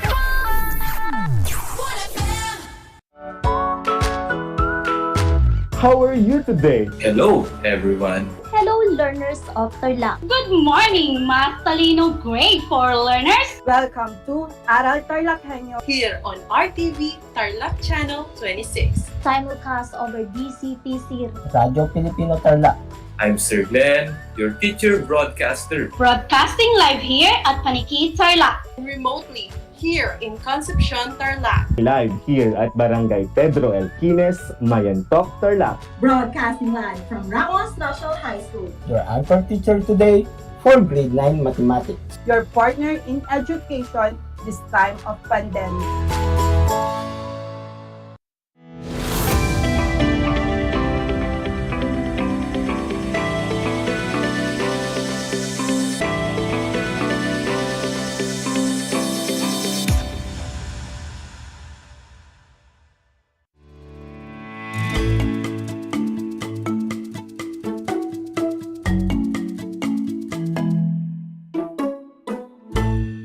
Good afternoon, our dear learners. Welcome to Aral TarlakHenyo here on RTV Tarlac, Channel 26, simulcast over DCTC 828 Radyo Pilipino Tarlac, and now on Channel 100 of Converged Cable TV.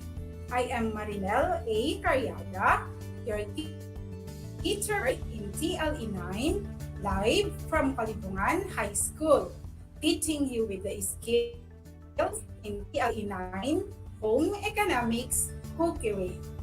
Once again, a pleasant afternoon to all of us. especially to our grade 9 learners. How are you today? I hope you are all in good health and with positive outlook in life despite the pandemic we are facing today.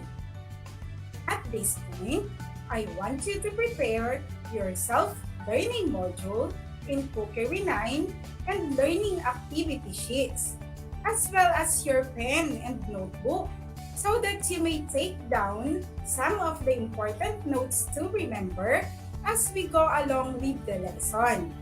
And lastly, for your questions or clarifications, feel free to use our comment box on our FB Live. Are you ready, students? Very good. Be sure that you are in a comfortable place, free from noise, so that you will clearly hear and understand our topic for today. First, let us have a review of our previous lesson. Do you still remember our topic last meeting? Excellent! Last time, we have discussed about the different sandwich preparations. For refreshment, I have prepared a quiz for the previous topic. Let's see who did a great job in remembering our past lesson. Are you ready to answer? Great! For the direction, take a look at the picture on the screen and identify whether it is hot or cold sandwiches. For those who are listening on air, kindly open your glass on page 1 to see the pictures that I'll be flashing on the screen. If you are watching via FB Live and you know the answer, feel free to use our comment box. All set? Again, picture number 1. Grilled sandwich. Can you identify whether it is hot or cold? Very good. The answer is hot sandwich. Picture number 2. Clubhouse sandwich. Is it hot or cold?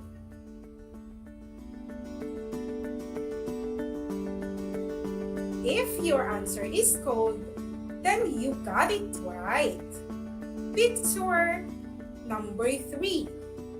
A bread roll sandwich. Is it hot or cold? Comment your answers on our FB Live. If your answer is hot sandwich, then you're doing great. Now, let us proceed to picture number 4. A pinwheel sandwiches. Is it hot or cold? Yes, correct. The answer is cold sandwich. Picture number 5. An open-faced sandwich. Is it hot or cold? What is your answer?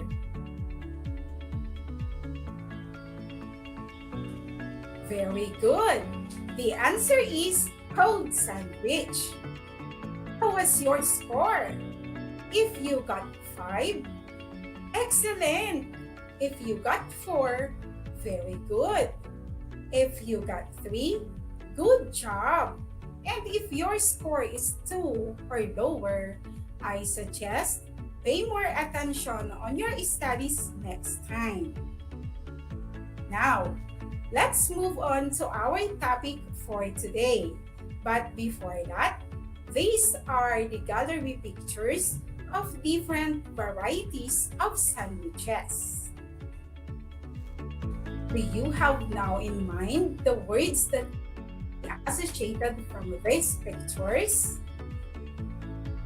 You can type your answer on the comment box. Very good. These are varieties of sandwiches, and our lesson for today is present a variety of sandwiches. Now, based on the pictures flashed on your screen, what do you think make a sandwich look appetizing? Is it the filling, the bread, the garnishes, or the trimmings? Correct answer is the fillings. Do you have now any idea on what sandwich is? When we say sandwich, this refers to the food item made with a slice of bread and meat, cheese, and other fillings and eaten as a light meal, a widely popular and convenient lunchtime food.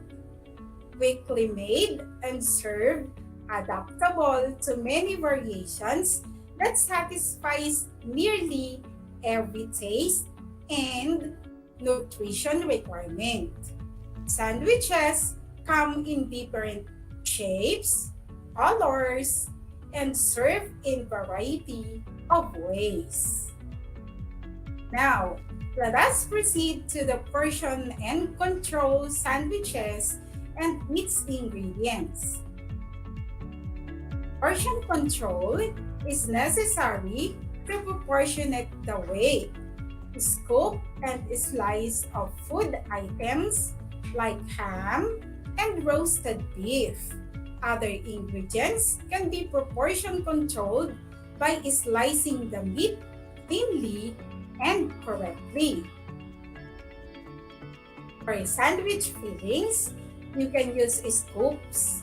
Make sure it does not exceed the scoop edges. The scoop is made so you can proportionate amount of food fills the is no more, no less.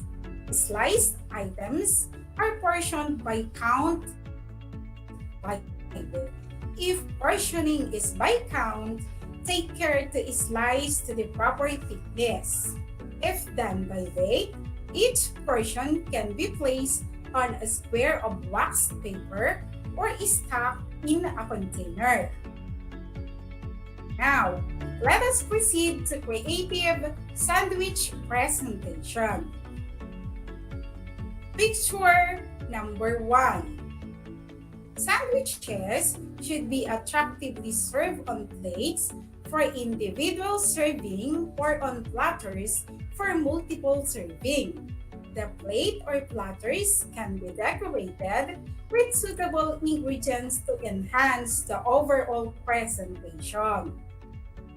Now, let us proceed to picture number 2. Attractive presentation makes a garnished tray more appealing, so you should learn the techniques for creating a balanced, colorful, and appetizing buffet arrangement. Garnishes that complement sandwiches, such as a variety of olives, peppers, and pickles, add color and texture to the tray. Arranging a bed of greens offers a festive and inviting cold tray presentation for any kind of event. Picture number 3. Spread the lettuce on a tray. Decorate the tray edges with the top curly part of the leaves. The base of the leaves point toward the center of the tray. This creates a decorative bed for the sandwiches and garnishes. Now, let's move on to picture number 4.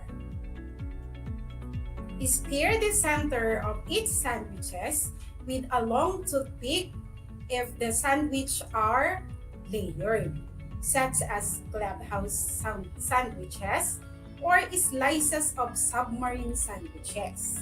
The pick keeps the sandwich together on a tray and makes them neater for the guest to select. so the sandwich will fall apart when someone pick it up. Picture number 5.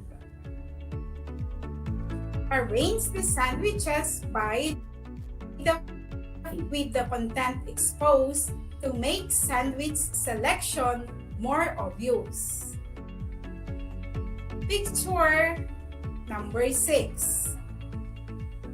Arrange finger sandwiches in a spiral or setting up as sandwiches in rows in the tray with a row of garnishes between each row of sandwiches. Now, let us proceed to the last picture, which is the picture number 7. 5 pinwheel sandwiches in a circular design on a platter with a pinwheel filling facing upward to show off the colors of the ingredients. Now, the following are the sample variety of sandwich presentation. Which do you think is the best sandwich presentation? Comment your answer. For your performance task, prepare and present your favorite and best sandwiches attractively using suitable garnishes, condiments, and servicewares. Prepare and present sandwich based on the available ingredients you have at home. Submit a video on the ingredients, tools, and equipment used. How did you prepare the sandwich? How did you present the sandwich, including the size, color of the plate, the condiments or garnishes used, and the taste of the sandwich. The rubrics for grading your creative sandwich presentation can be found in your LAS on page 2. For those who are watching via FB Live, you may view the rubrics on the screen. There are 5 dimensions to be graded. We have dimension number 1, use of tools and equipment. Dimension number 2, application of procedures. Dimension number 3, the safety work habits. Dimension number 4, completeness of tasks. And dimension number 5, time management. For dimension number 1, which is use of tools and equipment, you will be able to earn 4 points if you use tools and equipment correctly and confidently at all times. And you will be having 3 points if you use tools and equipment correctly most of the time. 2 points if you use tools and equipment correctly but less confidently sometimes. And you can only receive 1 point if you use tools and equipment incorrectly, less confidently most of the time. For dimension number 2, application of procedure, you will be having 4 points if you manifest a very clear understanding of the step-by-step procedure and works independently with ease and confidently at all times. And if you manifest clear understanding of the step-by-step procedure and works independently with ease and confidence most of the times, you will be receiving 3 points. You will get 2 points if you manifest understanding of the step-by-step procedure, but sometimes seek clarification and works independently with ease and confidence sometimes. And you will only receive 1 point if you manifest less understanding of the step-by-step procedure, seeking clarification most of the time.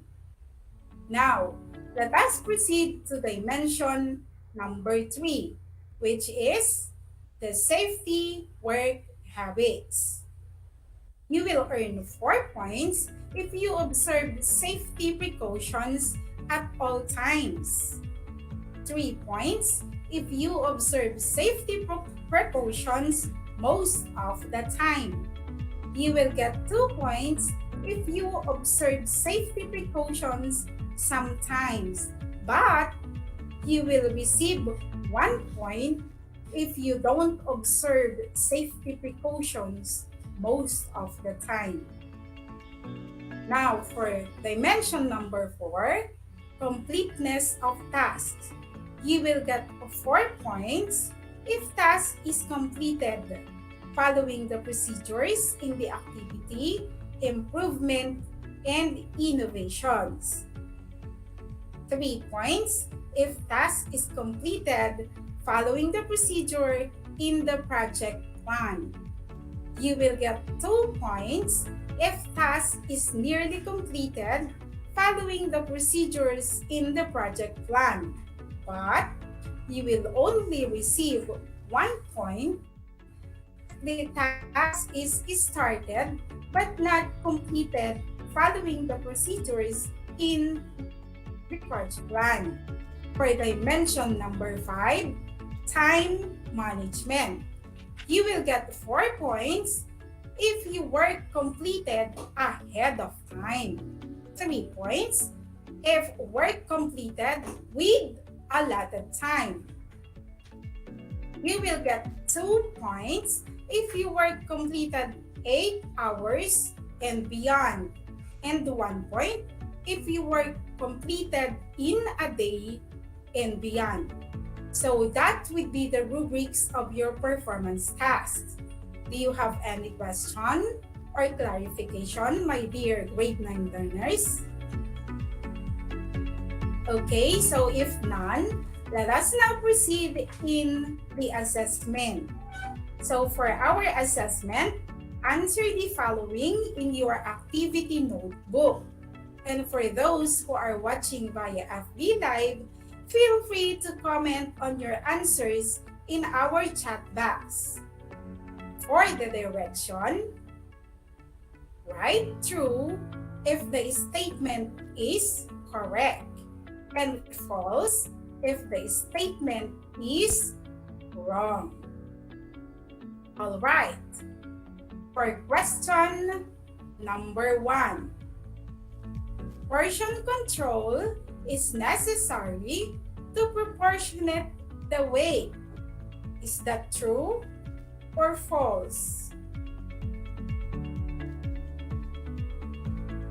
Very good. The answer is true. Question number 2. A slice is made so you can proportionately apportion the amount of food. No more, no less. Is it true or false? If your answer is true, then you are correct. Question number 3.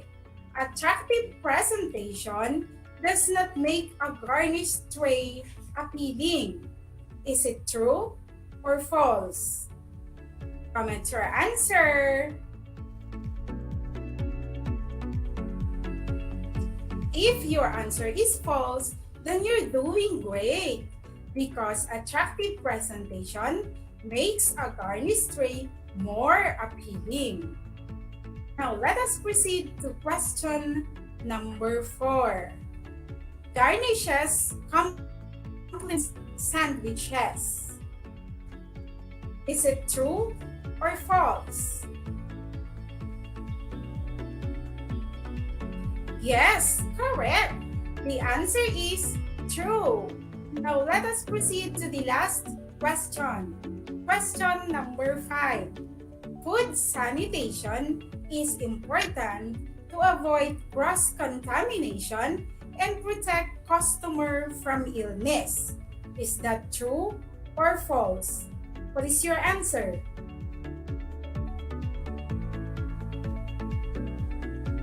Very good.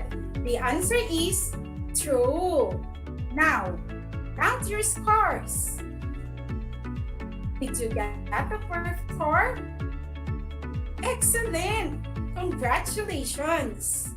For those who got 3 and 4, very good. Keep it up. And for those who got 4, 2, and below, it's okay.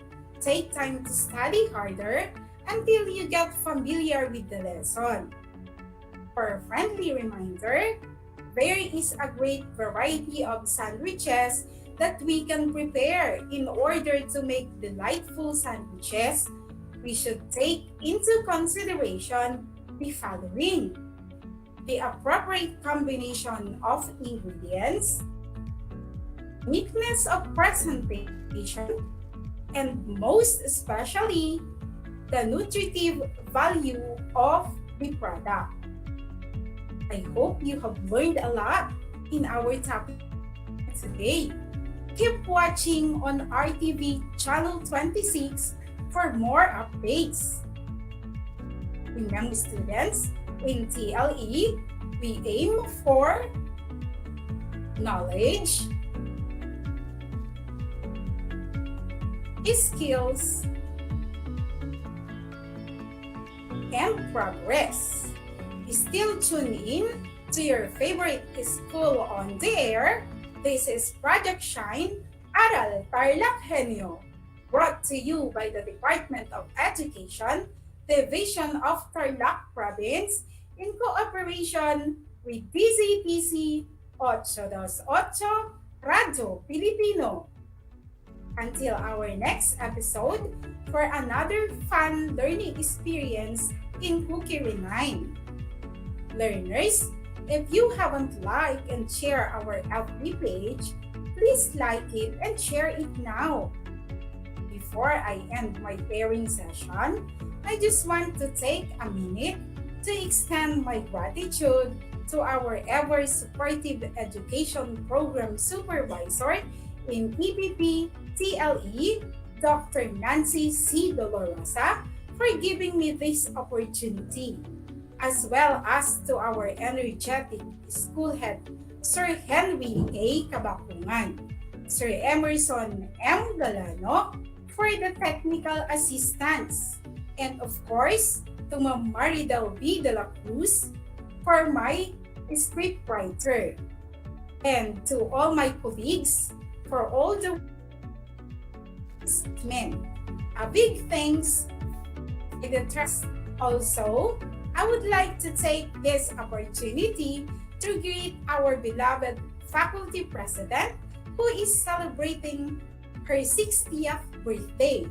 Happy birthday, Ma'am Maria Isabel Limbong Batana. We love you, Mamo. Everyone, allow me to read you a quotation from Jimmy John.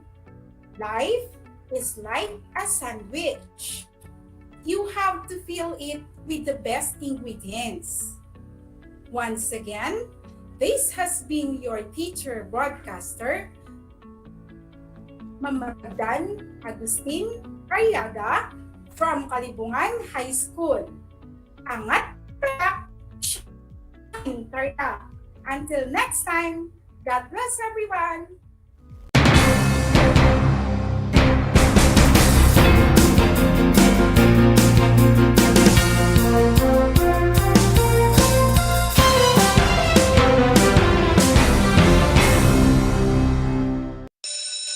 Gutom ka ba sa impormasyon?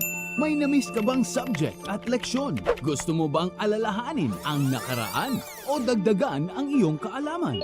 Lahat yan alamin natin because the professor is in. Professor on air and online. Kasama si Professor Willie Perez. Isang oras na kaalaman, isang oras na makabuluhan. Professor on air. Mamangha at tumawa sa mga tips at trivia. Sa gabay at tanong, sagot ka rin niya. Professor on air and online. Kasama si Professor Willie Perez. Tuwing Sabado, alas 10 hanggang alas 11 ng umaga. Mapapakinggan sa Radyo Pilipino at mapapanood sa RTV Tarlac Channel 26. Professor on air.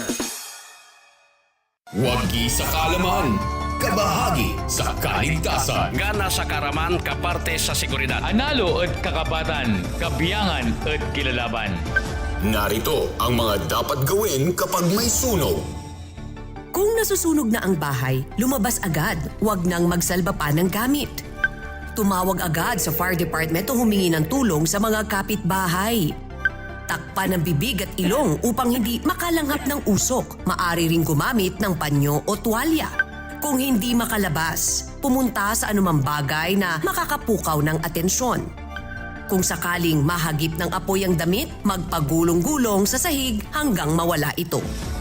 Wagi sa kaalaman, kabahagi sa kaligtasan. Madaugon sa kasayuran, kabahin sa kaluwasan. Sinambot keng kabaluan, kayabe keng kasamasnan. Madaugon sa kahibalo, kabahin sa kaluwasan.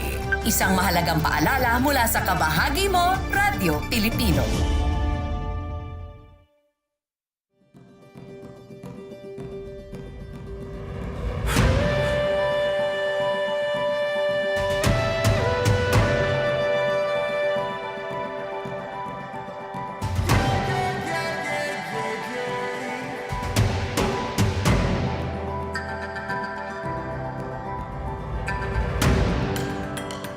Ang Asia-New Zealand Afforestation Project o ANZAP ay sumusunod at umaayon sa isa sa 5 haligi ng Provincial Government of Tarlac, kalikasan muna. Although Tarlac is landlocked, the province is teeming with natural resources and beauty, and we TarlakHenyos are the stewards of this bounty.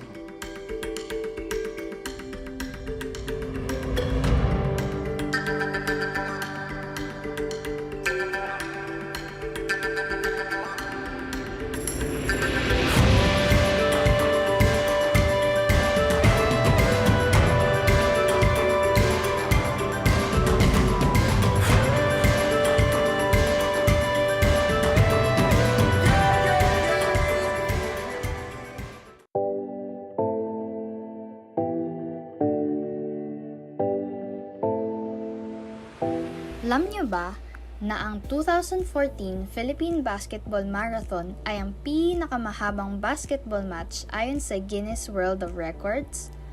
Ang laro ay naganap mula March 24 hanggang March 29, 2014 sa Meralco Gym sa Pasig at tumagal ng 120 hours. Ang marathon na ito ay isang fundraising event para sa mga biktima ng bagyong Yolanda. Alam niyo na, yan ang longest basketball match.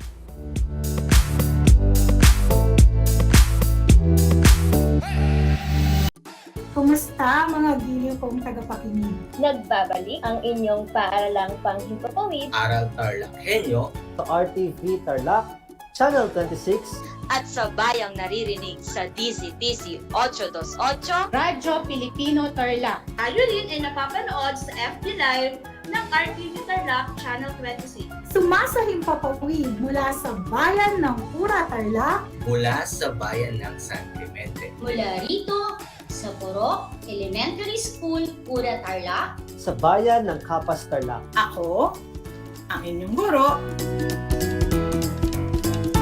na maghahatid sa inyo ng makabuluhang pagtalakay sa ating aralin.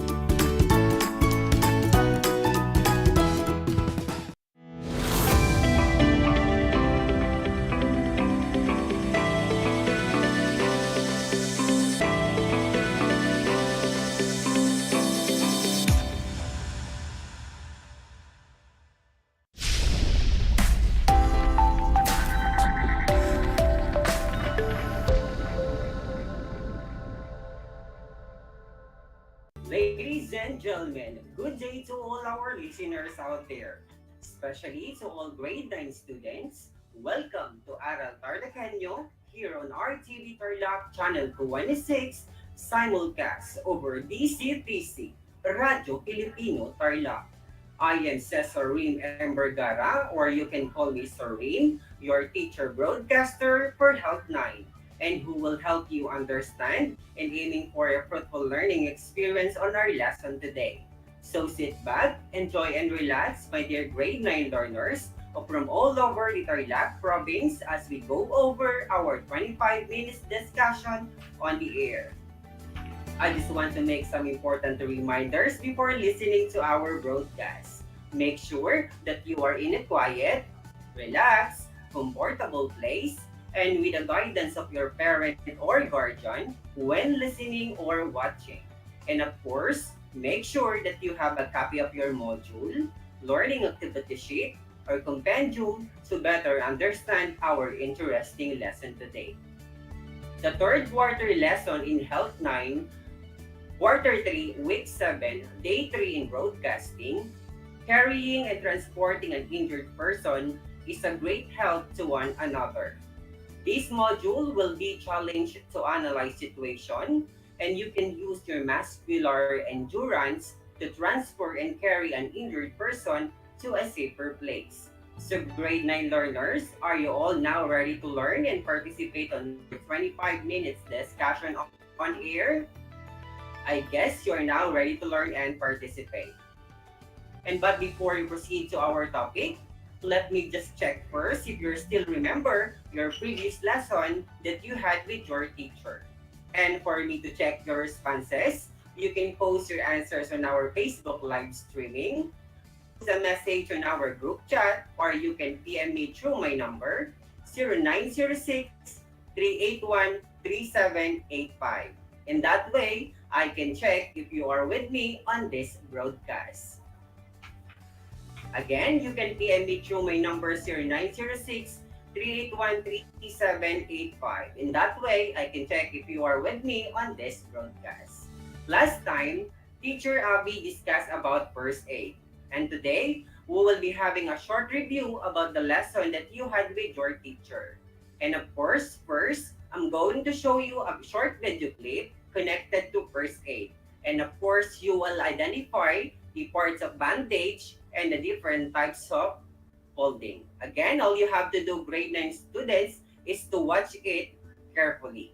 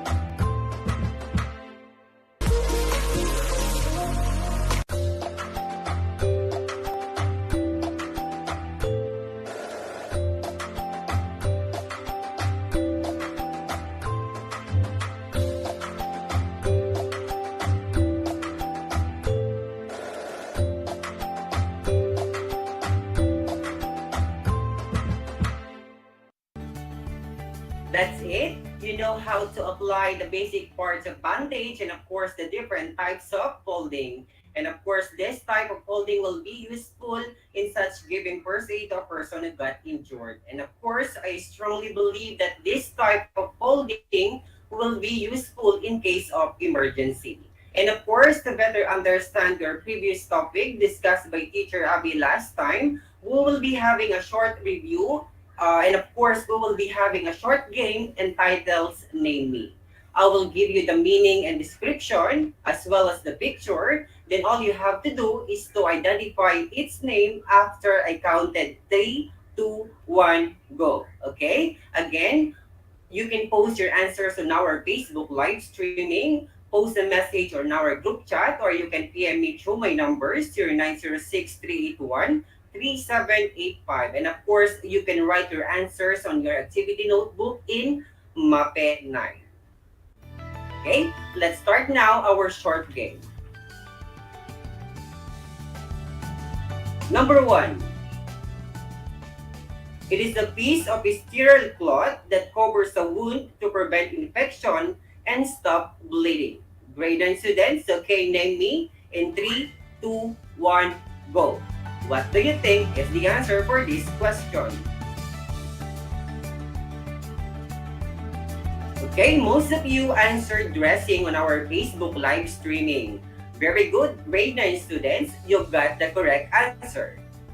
Second, it is used to reduce swelling and relieve pain, especially used for sprains and strains. Okay, name me in 3, 2, 1, go. What do you think is the answer for this question, grade 9 students? Okay, someone texted me and he is Riley Lagrimas from Balayang National High School. He answered cold compress. Very good, Riley. You've got the correct answer. Moving on, these terms are used to apply pressure and to bleeding, for covering wounds and burns, and providing supports for immobilization for broken bones, sprains, and strains. Okay, name me in 3, 2, 1, go. What would be the answer for this question, grade 9 students? And as of the moment, you're posting again your answers on our Facebook live streaming. And I'm so happy with your active participation. And I'm really enjoying reading your answers, grade 9 students.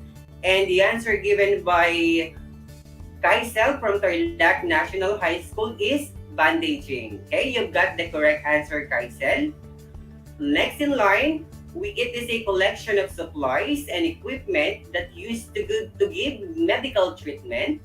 Okay, name me in 3, 2, 1, go. So what would be the answer for this question, grade 9 students? Okay, now let me check your answers on our group chat. And as scrolling, you've answered first aid kit. You've got the correct answer for this question, grade 9 students. And lastly, it is a type of wound that caused by nails, needles, and other pointed objects. Okay, name me in 3, 2, 1, go. And the answer is,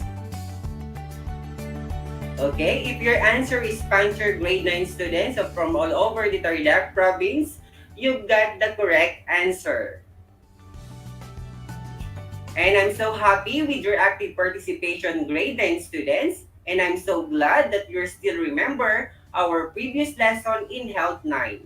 So this leads us to the continuation of our lesson for today's afternoon broadcast in Health 9, Quarter 3, Day 3 in Broadcasting, which are the carrying and transporting an injured person. Let's start now our discussion. Transporting an injured person requires great help. And of course, as a first aider, you must undergo proper trainings. And again, as a first aider, you must consider the following factors in such giving first aid to a person who got ill. First, we have weight and height of the victim. Second, the status of the victim. Third is the environment. Then number 4 is the special need consideration. Moving on, we have here the 3 types of transporting an injured person that we will identify, namely 1-man carry, 2-man's carry, or 3 or more man's carry. First in line is the 1-man carry. 1-man carry or transporting are used to move casualty when the time of the materials needed to make litter are not available and or the personnel are not available to assist you moving the casualty. Again, that is 1-man transporting. And 1-man carry or transporting has its own classification. First is fireman's carry. Fireman's carry are the easiest way to transport a light and smaller victim, and a fireman's carry is a technique allowing one person to carry another person without assistance by placing the carried person across the shoulder of the carrier. And of course, here are the steps and images of fireman's carry. First, we need to raise the victim to standing position. This is no easy task if they're dead to the world, of course. Shift your weight to your right leg and stick between the victim's legs. Grab the victim's right hand with your left and drape it over to your shoulder. Then transport your victim to a safer place. Again, this is a fireman's carry. Second classification is piggyback carry. And piggyback carry is applied when the victim is conscious. And of course, here are the steps or the process and images of piggyback carry. First, stand up straight with your arms hanging loosely at your sides. Bend your knees slightly and have partner place their arms over your shoulder. Bend your knees slightly and have your partner place their arms over your shoulder. Then reach your straight back with your arms underneath your legs and slowly raise rider straightening your legs. Number 4, make sure you support their upper body weight and keep your back straight as possible. Hold the victim just behind the knees and once steady, walk at fast but stable pace. And that is piggyback carry. Third, one-man carry is the pack strap carry. And pack strap carry is applied when the victim is smaller than the first aider. And here are the steps of pack strap carry and its image. First, place the victim's arms over your shoulder. Cross the victim's arms, grasping the victim's opposite waist. Pull the arms close to your chest. Squat slightly and drive your hips into victims while bending slightly at the waist. Then balance the load of your hips and support the victim with your legs. And of course, transport your victim to a safer place. Once more, that's pack strap carry. Next is the shoulder drag carry. And shoulder drag carry used when the floor is smooth and short distance transport. Here are the steps in shoulders drag carry and I'm going to show you the images. First, place the victim arms over their shoulders so that they end up facing the same direction as the victim. Second, using their legs, they stand with the victim. Third, the rescuers then move out, dragging the victim's legs behind. Then transport your victim to a safer place. Again, that is shoulder drag carry. After the shoulder drag carry, we have here the fireman's drag or tied hand scroll. Fireman's drag or tied hand scroll used when the first aider and the victim must crawl underneath structures. And here are the steps in fireman's drag or tied hand scroll. And of course, I'm going to show you the process or the image. First, cross to show the image. Kneel astride the casualty and lead patient's arms over your head so his or wrists are at the back of your neck. And when you crawl forward, raise your shoulder high enough so that the casualty will bump against the neck at the ground. Then transport your victim to the safer place. And lastly, we have the blanket drag carry. And blanket drag carry used when the victim is seriously injured and should not be lifted. Here are the steps of blanket drag carry. First, place the casualty in supine position on the blanket and pull the blanket along the floor to transfer your victim to a safer place. Second type of transporting is two-man carry or transporting. And two-man carry is a good method for carrying victims and victims up and down stairs or through narrow or uneven areas. Chair or seat carry is the best way to help an injured person. And chair or seat carry is applied when there are two first aiders and chair is available. So here are the steps in chair and seat. First, position the casualty on his back. Second, bear the position themselves on opposite sides of the casualty's hips and knee. Each bearer passes one arm under the casualty back and the other arm under the casualty's thigh. The bearer grasps each other's wrist securely, and both bearers rise in a unison lifting casualty. Then both bearers move forward, carrying the casualty to a safer place. The last type of transporting is 3 or more man's carry. It is categorized into 2 classifications. First, we have the hammock carry, and hammock carry is applied when there are 3 first aiders. So here are the steps of hammock carry. First, reach under the victim and grasp one wrist on the opposite rescuer. The rescuer on the ends will only be able to grasp one wrist on the opposite rescuer. The rescuers will only wrist grasp and will use their free hands to support the victim's head and feet or legs. Then the rescuers will then squat and lift the victim on the command of the person nearest the head, and remembering to use proper lifting techniques. Then transport your victim to a safer place. And second of the 3 or more man's carries, the bearer alongside carry. Bearer alongside carries will stay on the injured side of the victim. Hammock carry and bearer alongside carry has the same step in transporting a victim. And of course, to simplify, here are the steps of alongside carry.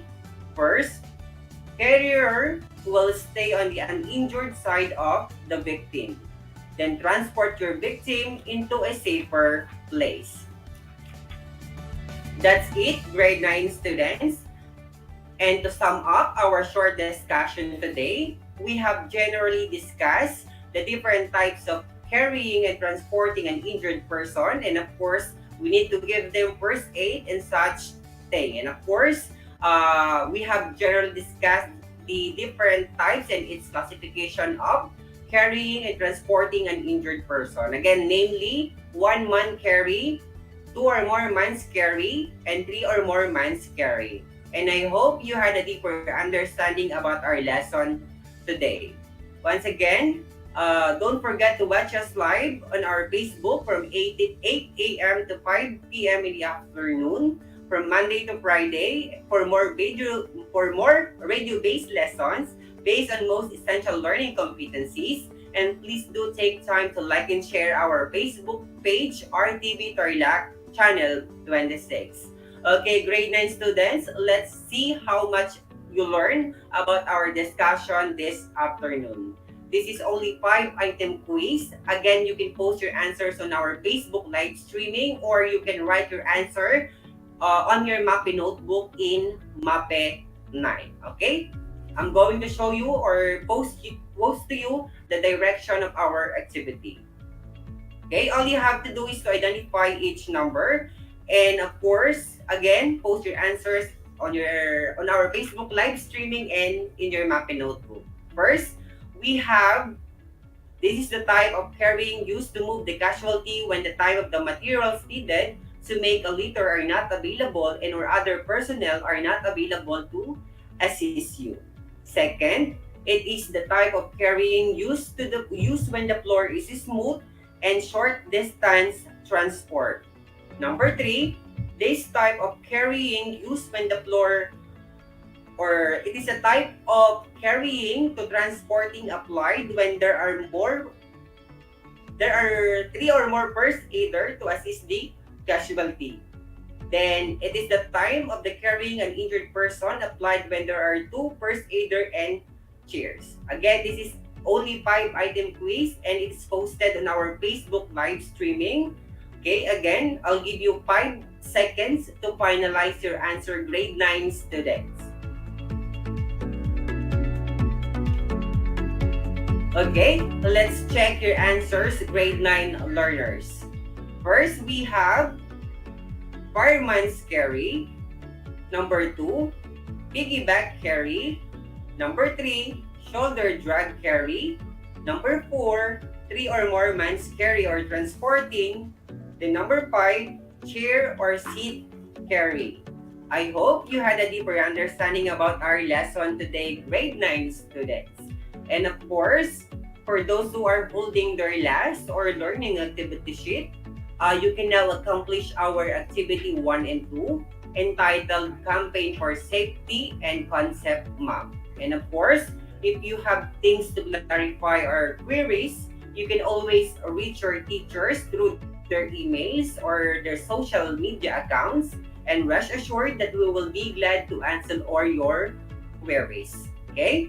I hope you had enjoyed our third day broadcast in Health 9, Quarter 3. And of course, you had a deeper understanding about our lesson today. So grade 9 learners, once again, this has been your teacher broadcaster saying goodbye. God bless, stay home, stay safe, and keep on helping others.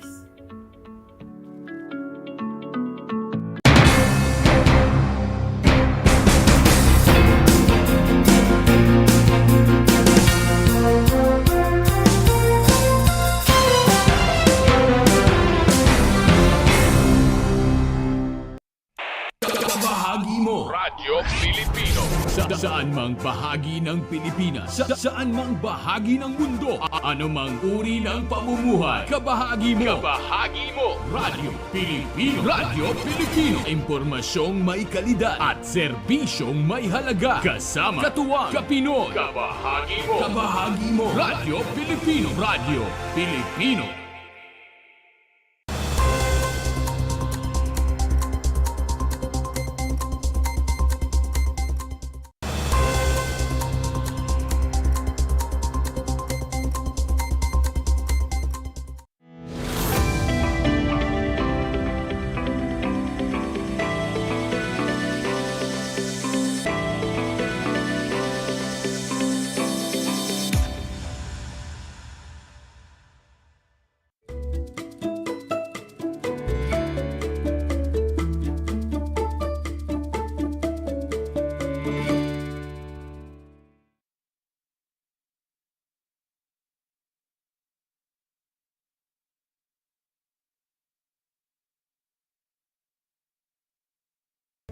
Magandang hapon po sa lahat ng taga-subaybay ng ating Project Shine, Aral TarlakHenyo, dito sa RTV Tarlac, Channel 26, at sa bayang napapakinggan sa DZTC Radyo Pilipino 828 AM Radio, at napapanood via Converge TV, Channel 100, FB Live sa FB page ng RTV Tarlac, Channel 26, at sa FB page ng DEPED tayo, Tarlac Province.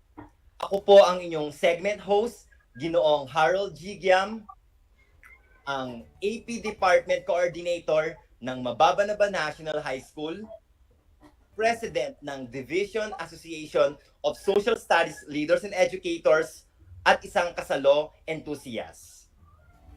Sa araw na ito, mapalad tayong makasama ang isang napakatalinong Master Teacher 1 ng Araling Palipunan mula sa DAP High School, isang kasalo teacher, isang kasalo enthusiast, Miss Jennifer S. Escoto.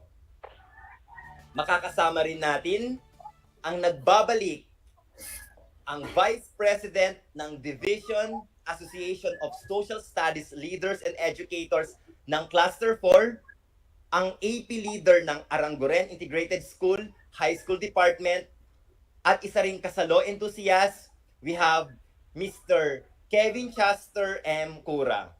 Magandang hapon po, Ma'am Jen and Sir Chester. Welcome po sa ating Project Shine, Aral TarlakHenyo sa Division Virtual Project Kasalo sa radyo. Bago tayo magsimula, bumati po muna tayo sa ating mga taga-subaybay at nakikinig at patuloy na nanonood sa atin. Ma'am Jen?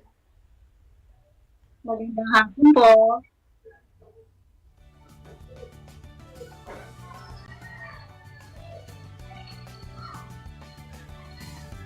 Okay, Sir Harold, isang mapagpalang hapon po sa ating lahat.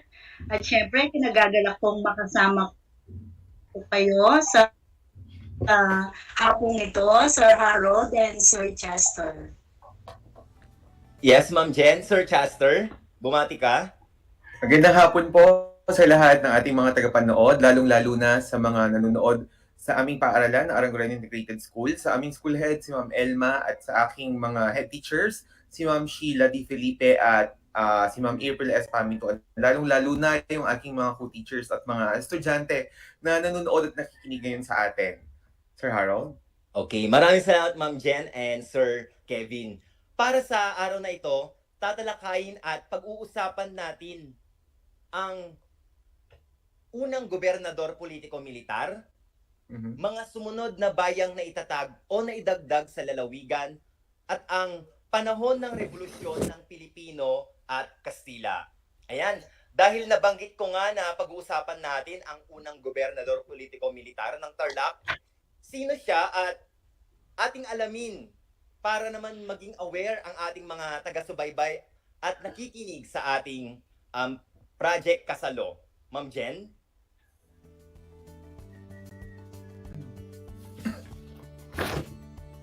Yes po, ang unang naging gobernador politiko-militar ng lalawigan ng Tarlac ay si Don Julian Guillen na isang Kastila.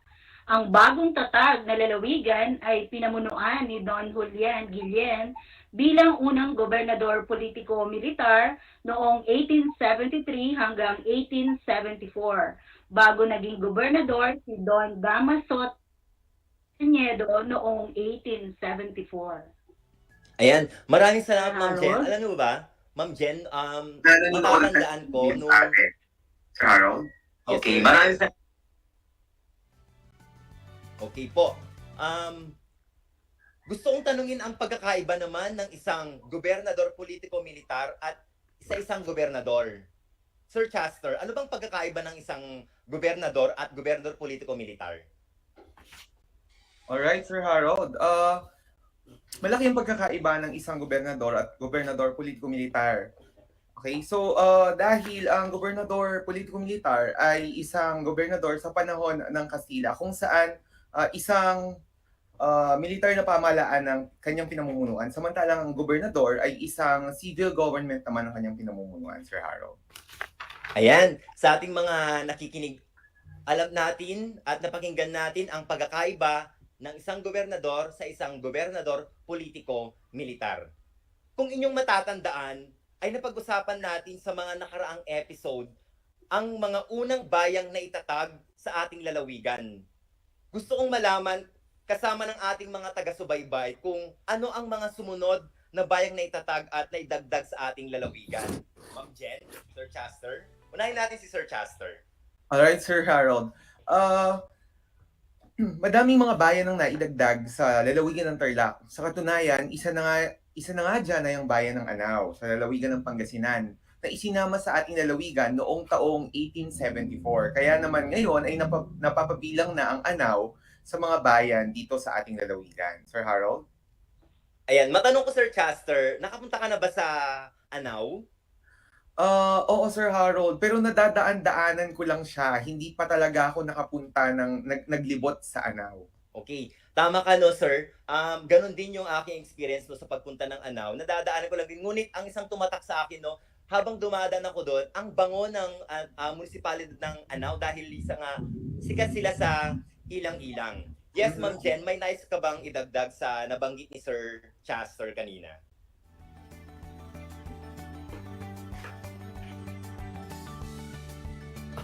Mula sa mga bayang na itatag, na idagdag sa ating lalawigan.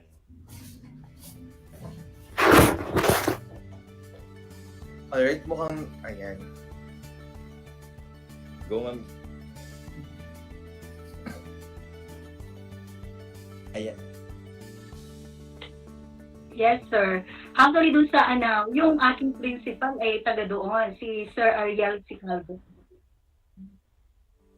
Okay, so ang barangay sa bayan ng Panki ay bilang isang nagsasariling pueblo ng Moncada sa taong 1875 at ang Barrio de Villa ng bayan ng Gerona ay naitatag bilang nagsasariling pueblo ng Pura sa taong 1877 naman. So yan po yung mga ilan din sa nadagdag sa ating lalawigan. Ayan no, thank you Ma'am Yes, Jen. Sir Harold. Unti-unting nagiging malinaw sa atin kung anong mga bayan ang sumunod na Sir naitatag Harold. bilang nagsasariling mga pueblo. May mga bayan din sa labas ng ating lalawigan ang naging bahagi na rin sa lalawigan ng Tarlac. Bigyan mo nga ito ng paglilinaw, Yes, Sir po. Chester. Yes, Sir Harold. Katulad nga ng iyong nabanggit, sa gitnang silang bahagi ng lalawigan ng Tarlac, so ang dating baryo ng Kawayan at Bayog sa bayan ng Arayat ay itinatag bilang pueblo at tinatawag ito sa pangalang Lapas Buenviaje noong 1832. Bukod doon, kilala rin ito sa tawag na Kamahuan at ito'y iniwan noong 1860 dahil sa isang di inaasahang malaking pagbaha. Sir Harold? Okay. Yes sir, mula sa nabanggit ni Sir Chester, nagkaroon po ba ng mga pagbabago sa pagkakatatag ng mga bayan dahil sabi nyo nga may ilang mga bayan na tinatawag na nagsasariling mga pueblo. So dagdagan mo ito Ma'am Jen sa mga nabanggit ni Sir Chester kanina na mga nagsasariling bayan, mga sityo o mga baryo. Yes, sir. So, bilang pagpapatuloy sa liwanag ni Sir Chester, inilipat ito sa lugar na kung tawagin ay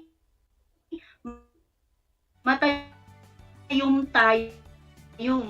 Dito, naging baryo na lamang na sakop ng bayan ng Tarlac. Muli itong inilipat sa pinakagitnang bahagi ng bayan na kung tawagin ay San Roque, na muling itinatag naman bilang isang bayan noong 1892. Okay, thank you Ma'am Sir Jen. Harold? Yes, kung kanina sa gitnang silangan, bahagi ng lalawigan ng Tarlac, ang dating baryo Kawayan at Bayog sa bayan ng Arayat ay itinatag bilang pueblo na tinatawag sa pangalang Lapas Buenviaje. Anong mga lugar ang mga sumunod na naitatag sa ating lalawigan? Partikular naman sa Timog Kanlurang Asya. Uulitin ko no, kanina Sir Chester, gitnang silangang bahagi. Ngayon naman, ano naman yung mga lugar mula sa Timog Kanlurang bahagi ng ating lalawigan? Alright, Sir Harold. So sa Timog Kanlurang bahagi naman ng ating lalawigan ay matatagpuan ang sikat na baryo ng Patling na pueblo ng Kapas at ito'y itinatag at naging nagsasariling pueblo ng Odonel noong 1857. At ang baryo Bulso naman ng pueblo ng Odonel ay naitatag at naging nagsasariling pueblo naman ng Moriones noong 1876. At yan ang iba't ibang mga lugar sa Timog Kanlurang bahagi na naging bahagi na ng ating lalawigan. Sir Harold? Yes. Ang mga, no, tama si Sir Chester, no? Ang mga nagsasariling pueblo na ito ay talaga namang mayaman sa kasaysayan. Naku, marami tayong kilalang mga kaibigan dyan, Sir Chester, sa Odonel. Diba, Yes. Sir Chester? May mga friends. Yes, sir. Sir Harold. Lalo na sa bayan ng Kapas dahil dyan ako nagtatrabaho. Yes, lalong-lalo na ikaw, sir. Diyan ka talaga nagsimula sa iyong trabaho. May nais ka bang idagdag, Ma'am Jen, sa mga nagsasarili mga pueblo at mga sitio baryo? Yes, Sir Harold. Sa timog silangang bahagi naman ng lalawigan ng Tarlac, nandyan ang Baryo Murcia ng pueblo ng Kapas ay naitatag na nagsasariling pueblo ng Murcia sa taong 1880. So, yung pong Murcia na nasa pueblo ng Kapas. Okay. Yes. Thank you, Ma'am Jen and Sir Opo. Chester. Yes, sir. Kasi ang Murcia ay ang dating pangalan ng aming baryong San Agustin. Yan.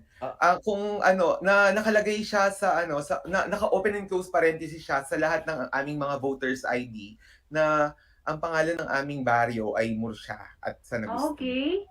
Tapos po, kung hindi ako nagkakamali, correct me if I'm wrong, isa siyang katulad ng inyong nabanggit, nagsasariling pueblo, ngunit yung mga bahagi niya ay kinuha na ng bayan ng Kapas at bayan ng Tarlac at kaya naging barangay na lamang siya tinawag na San Agustin. Sa katunayan, meron kaming lumang simbahan dito at isang napakalumang sementeryo, yung Sementeryo Kimbao na 1930s pa yata, kung hindi ako nagkakamali. Sir Harold? Okay, so ayan. Thank you Sir Chester, Ma'am Jen, no? May mga nadagdag na kaalaman na naman tayo lalo na sa binanggit ni Sir Chester regarding sa Murcia. Bago tayo dumako sa ating susunod na pag-uusapan, gusto ko muling banggitin ang mga bayan na naitatag at naidagdag sa ating lalawigan. So, ang bayan ng Anao ng lalawigan ng Pangasinan ay isinama sa lalawigan ng Tarlac noong 1874. Ang Barangay San Ramon ng bayan ng Paniki ay naitatag sa bilang nagsasaling pueblo ng Moncada at ang Barrio de Villa sa bayan naman ng Herona bilang nagsasariling pueblo naman ng bayan ng Pura. Sa gitnang bahagi naman sa Tarlac ay meron tayong dating Baryong Awayan at Bayog sa bayan ng Arayat na itinatag sa pueblo na tinatawag natin na ngayon na La Paz, Buen Viaje. Gayon din sa inilipat yung tinatawag natin na Matayum-Tayum. Sa timog na bahagi naman ng Tarlac ay yung sinabi ni Sir Chester kanina, ang Patling ng pueblo ng Capas na itatag sa nagsasariling pueblo ng O'Donnell. So, sa mga sumusubaybay sa ating kasalo sa radyo, naging malinaw kung paano naging mga nagsasariling pueblo ang mga bayan sa ating lalawigan. Naitanong nyo rin ba kung kumusta ang panahon ng revolusyon ng Pilipino at Kastila sa ating lalawigan? So dito, kwekwentuhan tayo ni Sir Chester dahil magaling siya dito sa revolusyon ng Kastila sa ating lalawigan.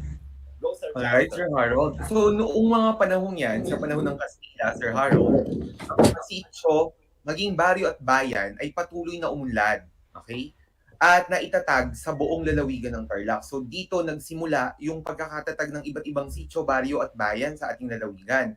Ngunit sa kabila noon, sa patuloy na pag-unlad ng mga ito, ay patuloy pa rin ang mga matitinding sigalot sa pagitan ng mga Pilipino at Kastila dahil sa pakikipaglaban natin para sa ating kalayaan. Sir Harold? Okay, teka lang Sir Chester nabanggit mo kanina na matinding sigalot. Paano ito tinanggap ng mga Tarlakhenyo o ng mga kababayan natin, Ma'am Jen? Oo nga, Sir Harold, dahil sa panahong yun talaga matindi ang sigalot, no? Kaya dahil sa pang-aabuso at pagmamalabis ng mga namumunong Kastila, ang mga Tarlakhenyo sa kagustuhang maputol o matapos ito ay nagkaisa upang mag-aklas laban sa mga dayuhan sa pamamagitan ng pag-anib at pakikiisa sa samahang katipunan. Okay. Sir Harold? Yes, maraming salamat, Ma'am Jen. Sa mga sumusubaybay sa atin, no, gusto ko lamang din linawin, no, brownout kasi ngayon sa Tarelco 2, kina Ma'am Jen at Sir Chester. Kaya patawarin nyo kami sa konting mga glitches na nararanasan natin sa internet connection nila. Pero ipagpapatuloy pa rin natin yung ganitong talakayan. Yes, thank you Ma'am Jen. So dito na natin mapag-uusapan kung sino-sino ang mga lumaban at nagtanggol sa ating lalawigan. Hindi naman pwedeng tatanggapin na lamang natin ang mga sigalot, ang mga labanan na walang lumalaban sa ating bayan. Sino-sino ba ito, Sir Chester? Alright, Sir Harold. So maraming mga Pilipino ang lumaban para sa ating kalayaan, lalo-lalo na dito sa bayan ng Tarlac. Nakilala natin dahil familiar ang kanilang mga pangalan sa ating lalawigan. Isa na nga dyan ay si General Francisco Macabulos, ang unang Tarlakhenyo na nakianib sa samahan at humikayat ng marami pang Tarlakhenyong sumapi dito. Okay? Ang mga magigiting na namumuno sa lalawigan ng Tarlac ay sina General Macabulos ng La Paz at Victoria at nandyan din si General Serviliano Aquino ng Concepcion, Capas at Bamban. So yung mga pangalang yan ay tiyak akong kilalang-kilala ninyo dahil nakikita natin yan sa San Miguel, yung Camp Serviliano Aquino at maging ang isa sa puntahan ng mga 3M na Makabulo. So yun, sa kanila ipinangalan yung mga lugar na yan, Sir Harold. Yes, thank you Sir Chester. No? Alam mo Sir, nung elementary ako dahil nagkakasalo nga kami noon, siyempre hindi pa ako familiar noon sa lugar na Makabulos, yung pinupuntahan ngayon sa San Miguel na yung Camp Serviliano. Yes, Camp Serviliano Aquino. So ngayon, dahil nga napupuntahan na natin sa Tarlac City, napafamiliarize na talaga tayo, lalong-lalo na sa mga kababayan natin dito sa Tarlac. Sigurado ako na kilalang-kilala talaga ng mga Tarlakhenyo si General Francisco Macabulos. Ma'am Jen, sino pa yung mga kilala mo na lumaban para sa mga Kastila? Yes, Sir Harold. So, nandyan din si Don Francisco Tanyedo ng Tarlac, syempre kilalang-kilala ang mga Tanyedo. And then si Don Liberato Aveiro ng Kamiling, Santa Ignacia, Mayantok at San Clemente. Ganun din naman, nandyan din si Don Lazaro Tanyedo ng Hero. Don Ponciano Niki, Don Procopio Evangelista ng Anao, Don Silvio Lopez ng Montada, at Don Gavino Calma at Alejandro Tolongan bilang komandante ng bayan ng Pura. So sila din po napabilang, no, sa mga leader na talagang nanguna sa pakikipaglaban. Yan. Sir Harold? Yes. Thank you, Ma'am Jen. Alam niyo, Ma'am Jen, habang nakikinig ako sa inyong mga binabanggit na mga pangalan, hindi man natin sila nakita, hindi man natin talaga sila kilala, ngunit sa pag-uusap natin dito sa ating kasalo, ay napapakita natin at napapatunayan natin na talagang mahal nila ang ating lalawigan para ipaglaban. Sir Chester, paano naganap ang pakikipaglaban ng mga Tarlakhenyo laban sa mga Kastila? Since pinag-uusapan na natin ang mga lumaban sa mga Kastila. Alright, Sir Harold, since katulad ng iyong nabanggit ay pinag-uusapan na natin ang mga taong lumaban sa ating lalawigan laban sa mga Kastila. Ganito nagsimula ang kanilang pakikipaglaban. Okay? So sinimulan nila ang pakikipaglaban sa mga Kastila sa Lapas. So hanggang ito ay parang apoy na kumalat sa lahat ng bayan ng lalawigan ng Tarlac. Okay? So dahil doon, inilagay ni Gobernador General Ramon Blanco bilang isa sa mga lalawigan na nasa ilalim ng batas militar ang lalawigan ng Tarlac upang supili ng nasabing revolusyon. Okay? At dahil doon, Sir Harold, ay mas lalo pang umigting ang pagnanasa ng ating mga kababayan na mapalaya ang ating bansa. Kaya nagsimula yung mga revolusyon. Sir Harold? Yes, so dito sa nabanggit ni Sir Chester, kitang-kita talaga natin yung katapangan na ipinakita ng mga Tarlakhenyo. Tama ba ako doon, Ma'am Jen? Tama ka dyan, Sir Harold. Ganon din naman, no? Katakot-takot talaga yung hirap at pasakit na kanilang dinanas, 10 ng kanilang mga mag-anak sa panahon ng revolusyon laban sa mga Kastila. Ngunit sila ay nagpatuloy hanggang sa magtagumpay at maibagsak ang pamahalang Kastila sa kabisera ng bayan ng Tarlac. At dahil dito, ang ating lalawigang Tarlac ay naging isa sa tinatawag na 8 sinag ng araw sa ating watawat. At kagaya nga sa wikang Espanyol, sila yung mga tinaguriang Tiranos de Guerra, no? Kasi nag-umpisa ang revolusyon sa Tarlac noong January 24, 1897. At ganun nga, dahil sa masigasig nilang pakikipaglaban ay napagtagumpayan nila ito. At tinawag nga itong cry of tagumpay. Di ba? Kung may cry of pugadlawin, meron din cry of tagumpay ng mga Tarlakhenyo. Yes, Sir Harold? Thank you, Ma'am Jen. Talagang nabanggit mo yung talagang history dito sa labanan nila. Kahit na mahirap na maraming dinanas ang mga kababayan natin, ipinakita talaga nila ang katapangan at pagmamahal nila sa ating lalawigan. Sir Chester. Alright, Sir Harold, gusto ko lang ituloy ang kwento ng Jen, Sir Harold. So dahil dun sa kanilang pakikipaglaban at dahil na isali nga tayo sa 8 sinag ng ating watawat, so ang nangyari, nang maibagsak ng mga revolusyon Tarlakhenyo sa pamumuno ni General Francisco Macabulos, ang pamahalaang Kastila, ang pamamahala sa ating lalawigan ay napasa kamay na ng mga Pilipino. At dahil sa pangyayaring yon, Sir Harold, hinirang ni Pangulong Emilio Aguinaldo si General Macabulos bilang unang Pilipinong gobernador ng lalawigan ng Tarlac. Alright? So ulitin ko lamang yun. Hinirang si General Macabulos bilang unang Pilipinong gobernador ng lalawigan ng Tarlac. Alright? So linawin natin. Pero ang unang gobernador ng lalawigan ng Tarlac ay si Julian. Pagkatapos ang unang Pilipino naman na gobernador ay si General Macabulos. Sir Harold. Okay, ayan. Sa mga sumusubaybay at nakikinig sa atin, no? May mga paglilinaw si Sir Chester sa inyo na binanggit niya ng mga unang mga naging leader sa ating lalawigan. At tandaan din natin, no? Kasama ang Tarlac sa 8 sinag ng araw sa ating watawat. Kasi maraming mga nagkakamali dito. Di ba, Ma'am Jen, Sir Chester, marami akong nakikita sa Facebook, sa social media na naipopost na wala yung bayan o yung lalawigan ng Tarlac, kaya marapat lamang na ma-correct natin iyon sa mga bata para maging knowledgeable sila sa kung ano yung naganap sa atin. Dahil lumaban ang mga Tarlakenyo tas hindi man lang ma-recognize yung kanilang mga ginawa. So, dito, yes, Ma'am Jen, may nice kang idagdag? Yes, sir. So, dahil nga, di ba, palipat-lipat, sabi nga, kung nag-iba yung pamunuan, no? So, noong siya ay lumipat naman sa region upang kalayain ito sa pamamahala ng mga Kastila, hinirang niya si Don Alfonso Ramos bilang gobernador. Ang pangatahala ng bayan ay napasa kamay ng mga Pilipino noong ng Hunyo 1878. So, ayan po, no? Kumbaga, kahit siya ay lumipat, meron rin siyang talaga para mamuno. Yes, Sir Harold? Okay. So, yan.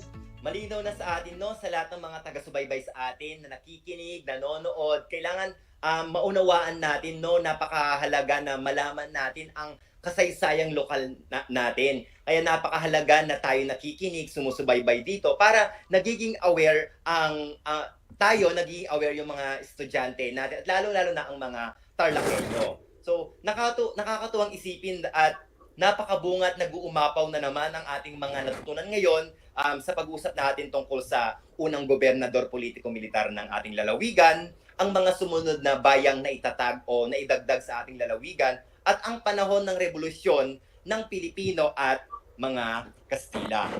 So maraming salamat, Ma'am Jen, Sir Chester, no? Kahit na brown out sa Tarelco 2, hindi nagpatinag, hindi nagpataig ang ating mga kasalo enthusiast. Pinatunayan nila na hindi hadlang ang brown out para may pagpatuloy ang ating episode na ito. So pasalamatan natin na si Ma'am Jen, ang Master Teacher 1 ng DEPED High School, isang kasalo enthusiast, at ang aking kaibigan, ayan, lagi kong kasama dito sa episode, Kevin Chester M. Cura, mula Aranguren Integrated School, High School Department, ang AP leader ng kanilang school. At of course, bago tayo dumako sa ating pagtatapos ng talakayan, gusto ko rin namang batiin, no, ang aking principal sa Mababanaban National High School, Dr. Reynaldo Doria, ang aking mga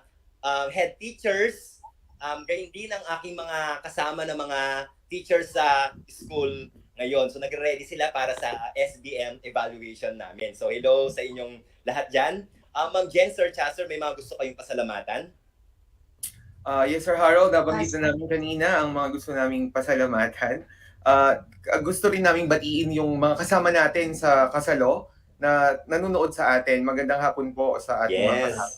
Ma'am Jen, thank you, Sir Chester. Siyempre, lalong-lalo na ang ating ama ng kasalo, si Sir Alberto Gamboa, and siyempre si Sir Lambert, hindi matatawaran, no, ang kanyang sipag at galing sa pag-come up dito sa kasalo sa radyo. Yan. Saludo po kami. Yes. Thank you, Sir Harold. Thank you, Ma'am Jen and Sir Chester. Muli, ako ang inyong segment host, Mr. Harold G. Giam, ang Araling Panlipunan Coordinator ng Mababanaban National High School, ang President ng Division Association of Social Studies Leaders and Educators, at isang kasalo enthusiast na nagsasabing ang pag-aaral ng kasaysayang lokal ay daan sa pag-unawa ng nakaraan at pinagmulan. Ito rin ang daan upang ganap na maunawaan ang pambansang kasaysayan na siyang daan sa pagiging makadiyos, makatao, makakalikasan, at makabansa. Maraming salamat!